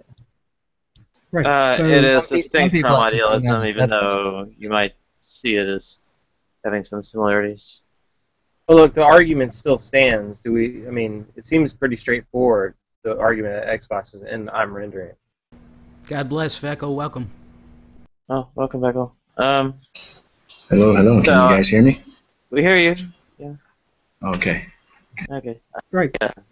So going back to like this notion of meaning, right? So when you say, Seamus, she is my girlfriend, talking with regards to what you were postulating, in virtue of what would she be your girlfriend? In virtue of all the experiences that I have that terminate all in mind and all in an idealistic sense, and none of which terminate into an external reality. So she's your girlfriend because you experience her to be your girlfriend. Yeah, it has semantic meaning, doesn't it? Instead of saying what, It's a tautology. I'm saying there is something. No, it's a tautology. It's vacuous. That's not a tautology, and not all things that are vacuous are tautologies. Okay, tautologies are vacuous, but it doesn't work the other way around. So you're wrong. That's not a tautology, and it's still not vacuous. You're actually wrong on whether it's vacuous. It's not vacuous because it has meaning. You're saying only things that are not vacuous are things that are tied to external reality. Then you're just begging the question. How could I recognize it? How could I recognize it as having meaning, right? So if you say to me, my girlfriend is my girlfriend because I experience her being my girlfriend, and my dog is my dog because I experience it being my dog, how could I tell the difference between those two entities? The very fact that you can call it your girlfriend means that it has meaning. It's not gibberish. It has meaning, right? When we say girlfriend, there's a certain meaning that has that it evokes. We're having a dispute on whether semantics just means meaning, right? Things that have meaning, okay? Mental content. Seems simple to me. There's a lot of captains of the ship right now. I mean, I'm trying to go somewhere, you know. Well, you're just saying solipsism it seems. Yeah, you're just saying a little more than solipsism is somehow, well, upsets a number of worldviews, which, given that, well, at least in foundationalist kinds of frameworks, solipsism is presupposed to be false. Well, yeah, that's immediately contradictory. So what's the catchphrase? What's the catchphrase, Nadia? There are no such things as God, souls, or afterlives. Blah blah blah. We're trying to go somewhere. I am still waiting for that proof, Nadia. Can you give it to us? Fred, you got to let. That's the catchphrase. The dividing line between the experiencer and what's experienced. So this kind of external world and such is, in some respects, an unnecessary hypothesis. You end up tying the knot between, say, procedural and propositional knowledge to, well, that acquaintive experiential, I guess, predictions and verifications there. So this the idea that there's, you know, oh well, the reality is somehow extramental, well, is it really needed in the first place? And worse yet, well, the idealist conception really has to do with well, the substance, the property bearer being mind, right? So the idea that it's well, it's something outside yourself is generally called solipsism, not idealism. You've already conceded the argument. You've already conceded. Well, look. Okay, so you highly aware. Go ahead. Sure. So you're pitched what's a logical argument, right? So the condition of adequacy in logical argument is to show a logical possibility that excludes that position. Okay, so i.e. like a defeater. So a counterexample per se, right? So and then that's what's been done, right? And then so now you're walking away from first you started disputing it on grounds of foundationalism and so on and so forth. But look, the condition for adequacy in logical arguments is just any valid counterexample. And so, which, i.e., any non-contradictory counterexample. And so that's already been met, and you've already ceded that. A reduction to solipsism is generally considered refutation, just like a reduction to global skepticism. Didn't you used to be a global skeptic now? You're really bad. This is hilarious, Shamos. You can't. You're throwing out a logical argument, and then you're conceding that there's an actual logically valid counterexample, and then you're claiming victory on grounds that the logically valid counterexample is solipsism. You don't even realize you just ceded your whole argument, and you don't even give a fuck. Yeah, just because most people don't accept solipsism as a good This is position bad. or This whatever, is going to go down in history of being some of the worst stuff spewed ever. The argument is that the worldview becomes untenable in the assumption of the contrary, right? So, Nadia, you actually used to promote global skepticism, okay? And I don't think solipsism is actually untenable. I was educated. That doesn't matter. She's still ceding the argument. Untenability. I was educated. Excuse me. I was educated that eliminativism is distinct from global skepticism. So still, even when she says it's untenable, she's still ceding the argument. She's saying that, look, I agree that there's a logically valid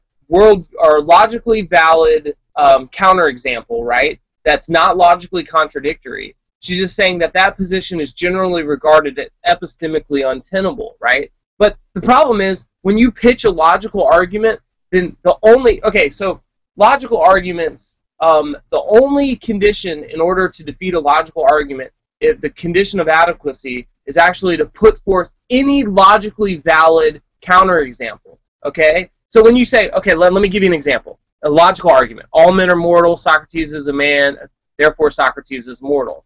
Now, if you were to put forth a logically valid counterexample on any one of those things, then that logical argument falls apart, right? That Socrates, all men are not mortal, blah, blah, blah, whatever it is. That logical argument falls apart, right? You just need a logically valid counterexample, even though those example premises some of those are based inductively.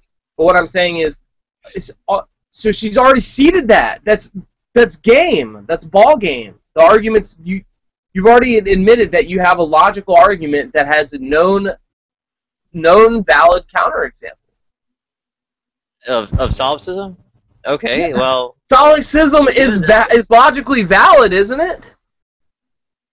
Well, strictly speaking, global skepticism is too. Oh my. Well, isn't I assume what Nadia is saying, and maybe I'm wrong on this, but I think what Nadia is saying is that if you're going to refer to solipsism and global skepticism as argumentation, then you've ultimately conceded the untenable position of the disembodied mind. No, that's not exactly what she's saying. But I actually agree with Alex's characterization. I agree with Alex's characterization. But okay. There we go. That's what she's saying. Yeah, and this is why, if you've been here long enough, you know that Nadia is full of shit. I mean, anyone that pitches a logical argument and it has a known counterexample that's not logically incoherent, and then still claims that they have a logical argument is fucking retarded. Okay. Yeah, no one's claiming we're actually. No, like, no you one's guys are claiming we're fucking actually retarded, solipsist and not really in the business of arguing with fucking retards. And we're not arguing that solipsism is the case. Hang on, Seamus, Nick. What she's saying is that to argue the position that to make the arguments that you're doing now, you're going to have to reject what Nadia was trying to disprove in the first place. This is getting really Well, fucking it boring. is. That's what the counterexample is. She's saying it's necessary that things must be external to you for you to have mental content of it. And I'm saying no. Here is at least one counterexample that's logically possible. I'm not saying it's actually the case. I'm just saying this is one counter that's logically possible. Exactly. The claim is this. The claim is this. All semantic content must be generated by something external. Then we provide the counterexample, right? That here we have a logically coherent, valid counterexample that all semantic content doesn't need to come from external, and she's still claiming she has a valid logical argument. You can't get any dumber than this. I might as well just go beat my head up against the wall. There's so many things I could do better with my time than argue with someone that's holding to a defeated argument. This is Tick tock, Nadia. Still waiting for that proof. Well, speaking of proof, Rev, and can I jump on this real quick, Nadia, because I've been wanting to for a little while, but we've obviously had a different conversation. Rev, just quick question. Can you give empirical proof for the things that do not exist? And what would such empirical proof consist of? What the fuck is the relevance of that question? Generally, non-existence proofs are going to have to be logical argumentation. Right, so yeah, logical argumentation, or we can appeal to the absence of evidence. But I don't know if Rev accepts that. I'll tell you what the fuck it has to do with, Rev, because you've stated already that you'll only accept empirical proof, right? And the claim is for the non-existence of something. So my question is, what empirical proof can be used for the non-existence of something? Regardless of what it is, right? It doesn't have to be a god. Let's, any non-existent. Well, that's for you to take up because I'm waiting for that proof. Well, if such a thing couldn't exist, if we couldn't have empirical proof for the non-existent, then would you still demand empirical proof for the non-existent? I am waiting for empirical proof that God doesn't exist. That's what I'm waiting for. I'm going to give up my spot, guys. Sorry, I didn't mean to interrupt. I'm just going to tell you guys I'm going to give up my spot. I can't do this anymore. Dude, Xbox, keep fighting the good fight. I can't do it anymore. All right, y'all have a nice night. Yeah, have a good night, man. It was fun. God bless you, Amos. Take care, Seamus. So, Rev, you could potentially be asking for the impossible, right?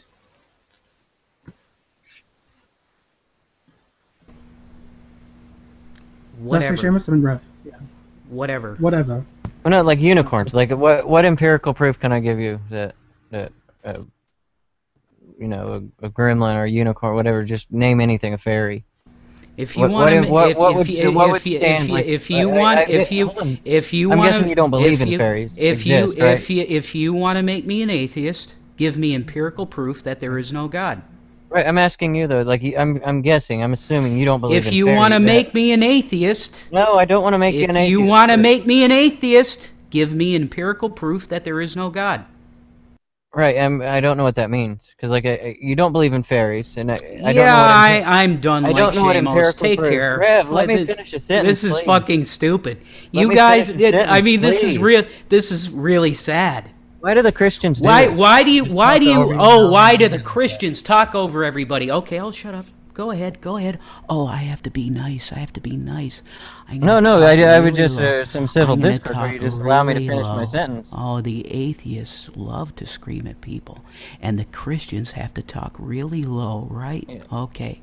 Have I screamed once in this hangout? Okay. I've already said it. Anyway, I assume I'll pose it to Alex. I'm going to talk Alex. nice and low. I assume Alex doesn't believe in fairies, right? I'm going to talk nice and low now.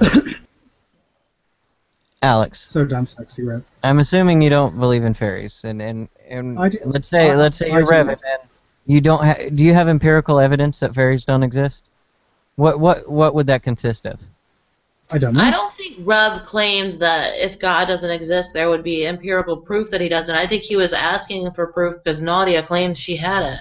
No, he's been repeating. He wants empirical. Only empirical proof will prove to him that God doesn't exist. Right. I don't know what that means. Like I typically clarify up front that I am proceeding by a logical argument. Oh, okay. Okay. Right. I accept the argument as evidence or as proof, things like that. But Rev's not gonna go by that. He wants to hold nothing in his hand. He wants to hold the non-existence of God in a lab and in a beaker and test it. Well, let's ask him to clarify. Rev, if we had a sound deductive argument against the existence of God, would you accept it?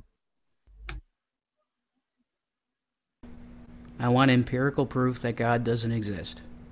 Right. What does that mean? Like you're saying that, but like you're wanting a beaker. What does it mean? What does you're it wanting mean? a beaker full of not God. I told you what. I give me physical proof of the non-existence of God.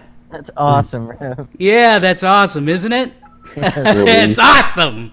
Well, the easiest way to do that, Rev, is to figure out what empirical predictions God makes and see if they come true in the real world.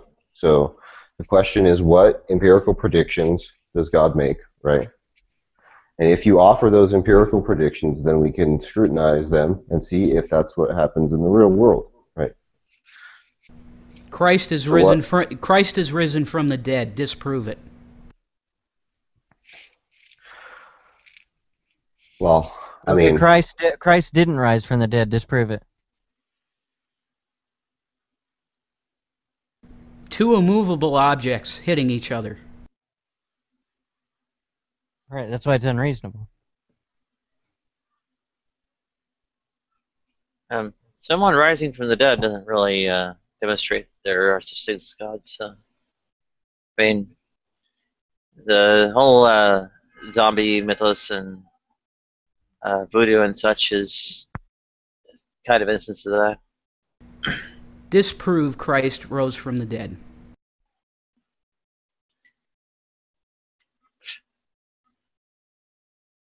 Well, you can't.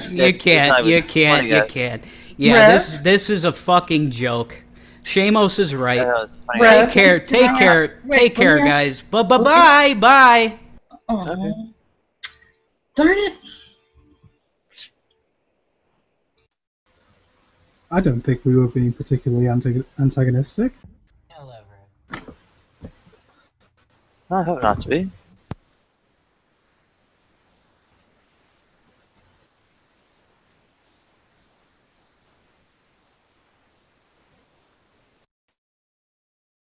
Well, I suppose I should revise the claim of a reduction to solipsism or something similar. So, Nadia, I was just curious. What did you think about what Seamus was saying? What do you say against what Seamus's point about either idealism or solipsism? what was he saying? Yeah, it was my point that it was. Oh, sorry, Nadia's claiming that. point. No. I didn't mean that I need credit for it. I just meant that I could explain it. Okay. Like, Seamus was going off about. Nadia was claiming that mental content must arrive, or semantic content must arrive from something external to that mind. And I gave a counterexample, which would reduce back to idealism or solipsism, where I need no external things for an idea of something, right, of self, or just whatever self is, or whatever mind, just something. I can still have that without any external content. And to go off on idealism, right now this could all be a dream of a mind. You seem external to me, but you're not actually external to me. You're part of the mental content that I'm part of. Well, I think that's I think that was a mistake to call dreams. I think that's Yeah, we're just using that as an analogy. Mental content, right?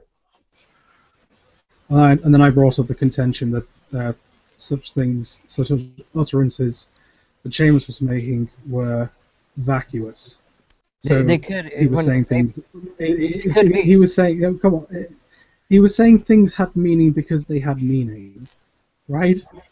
Ridiculous things like that. So when given the situation where he's saying he has a girlfriend from this perspective, and what it means to say he has a girlfriend from this perspective is to experience that he has a girlfriend. And there's no way of distinguishing that from him saying, I have a dog because I experience I have a dog. must have been awkward for him to get humiliated by a crazy bird fucker. What was that about? Well, just look at his avatar. Must have been humiliating to, to stand up next to that and just be made a fool of. I have a girlfriend. What it means to experience I have a girlfriend is to experience I have a girlfriend. That's what it means. Oh yeah, absolutely, and that has meaning. That definitely has meaning. Because it has meaning. Oh. Yeah, see, I kind of zoned out when y'all went through that, because that was like on a... It's attached to what we were saying, but... Yeah, but Xbox, I think, was just saying that if solipsism is true, then what? Then the soul mind that exists gets all its thoughts from itself? Right. It's just like there can be things I'm not, like in a dream, like I'm not aware of what's actually behind a door. I open the door and there actually is things there. My mind does things that I'm unaware of. So this is to give an example of I can have experiences that I'm unaware of, but are still all mental content. I think it's a mistake to call that stuff mental content, though, right?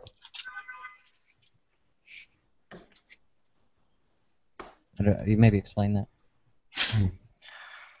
Well, I take it that what you're referring to are things that we instrumentally attribute, like stuff like intentionality, or you're talking about illusions, or something like that, right? Like when you see waves, you want to say that, or you see waves in straight lines, you want to say that that's not in fact. It's not in fact wavy. My brain is making it wavy, right? That's the idea. Like yeah, I think at one point I referenced Helen Keller. If you read her things, where before she was able to communicate, I could hold that stance, and all my nerves could be dead at the same time, and I could still have a conception in my mind that would be something of self, or just something. I would still have some mental content. Just merely by existing, I would have at least the idea of something single, of myself, of whatever it is. I don't know what else to say there, but something. I mean, I don't understand how you could have a conception of the self independent of other things, right? It seems like what's going to distinguish the self from the not self, right? And it's no, that's why I said it. That's why I live as something, right? Like you would have a conception of something. It wouldn't necessarily be like self-identity or anything like that. Well, or anything separate from other things. That's what I'm contesting, right?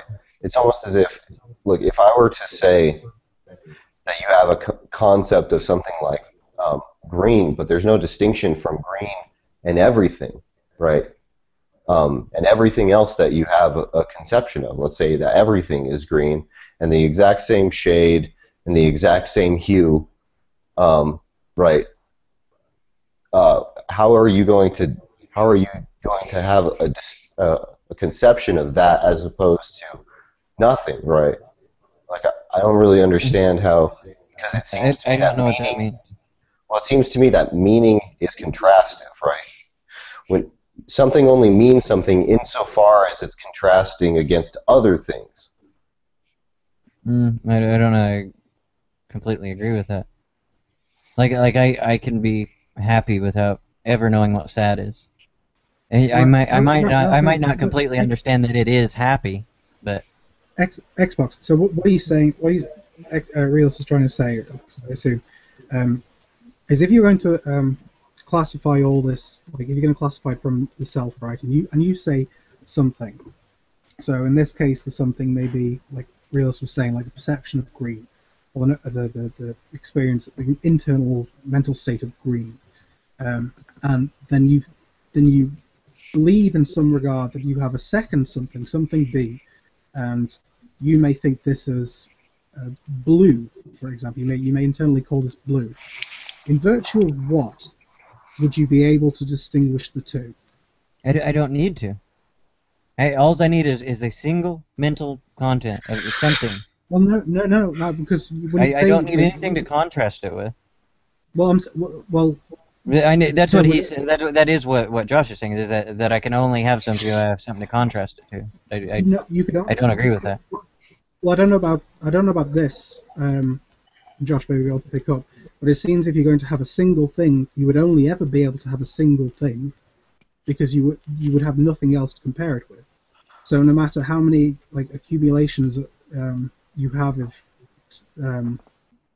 mental properties, whatever these are, right? You wouldn't be able to distinguish any of them. Well, I'm not sure it means something to say that you only have. Sorry. I'm not sure that it means something to say that you only have a single mental state.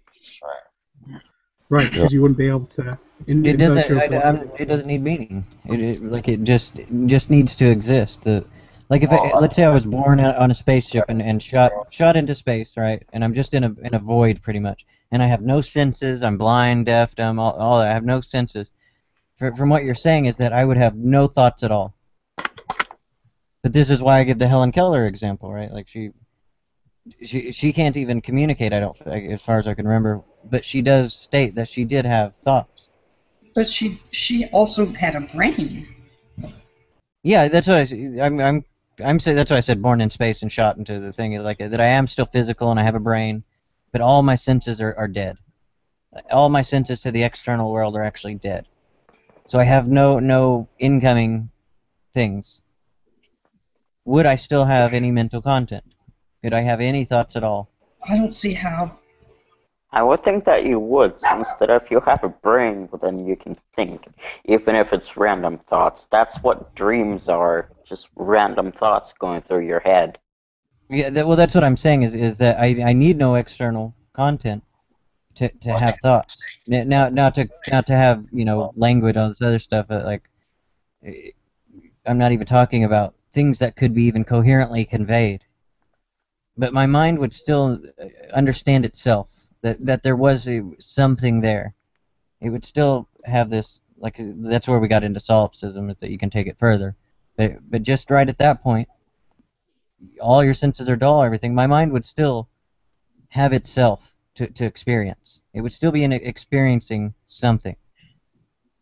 And that I think that's enough to have mental content.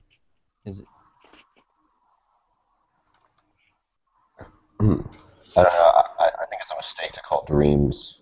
I think it's a mistake to call dreams mental content, right? Dreams, I feel like dreams make a distinction between something like dreaming and not dreaming, right? And so, on a type of verificationist view that I have, I think to make everything possibly a dream, right? I think that vacates dreams of content.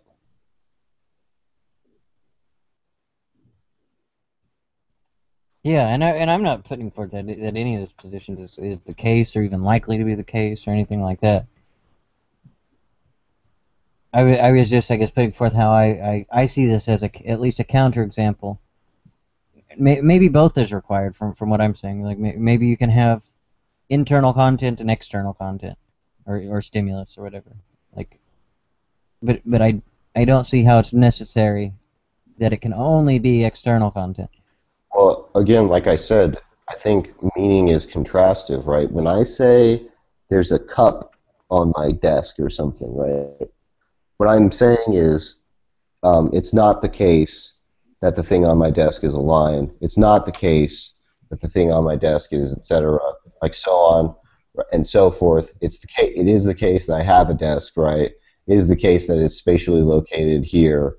Right, I am committed to all these other types of beliefs, right? And these beliefs, they only get their meaning from being contrasted from what it would be like for that not to be the case, right? And so I'm not really sure I understand how there could be any content that wasn't set by physicality, right? Sure. By something physical, and so if any belief that you have commits you to the belief that there is going to be some sort of physical realm or something, it seems to me that realm is sort of probably like a mistaken way to. If every belief you have commits you to physicality in order to have it, right, something that is other than the self, then you're not a solipsist, right? Right. Right. Yeah. No. Yeah. This is where Yanov and I was into this, and then noumena and phenomena and all that, and didn't get much further. Yeah. We saved it for next time we get into it. But yeah, I follow what you're saying now, and you reminded me of that conversation, so I know what you're saying now. Do you want to invite Yanov? Yeah, sure. Because he's better at arguing this stuff. Anyway, I like inflicting him upon people. So. Oh yeah, Psycho. Yeah, it is someone with fireworks because they're throwing them in my yard now. My window's open and they're tossing them in my backyard. Where is Gamos? Do what? I said, where is Gamos?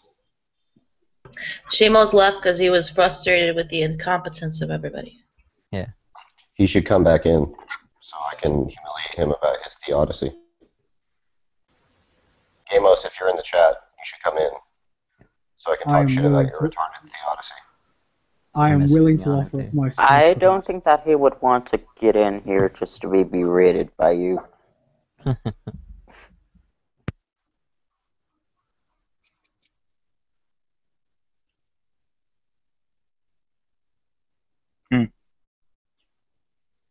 Well, it seems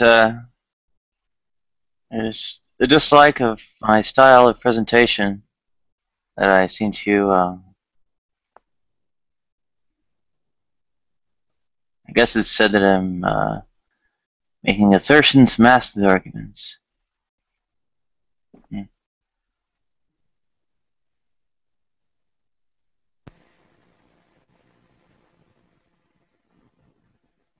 I don't know what the last thing you said was, Nadia. Yeah, I was going to ask you to repeat that. Oh, it seems that people are saying I'm making assertions masked as arguments. Masked as what? Arguments. That you are making assertions masked as arguments? Yes. I mean, saying that there is no God is somewhat of an assertion, but it's a valid assertion since that there is no evidence for a God. Well, yeah, she makes the assertion and then makes arguments of why it's not merely an assertion.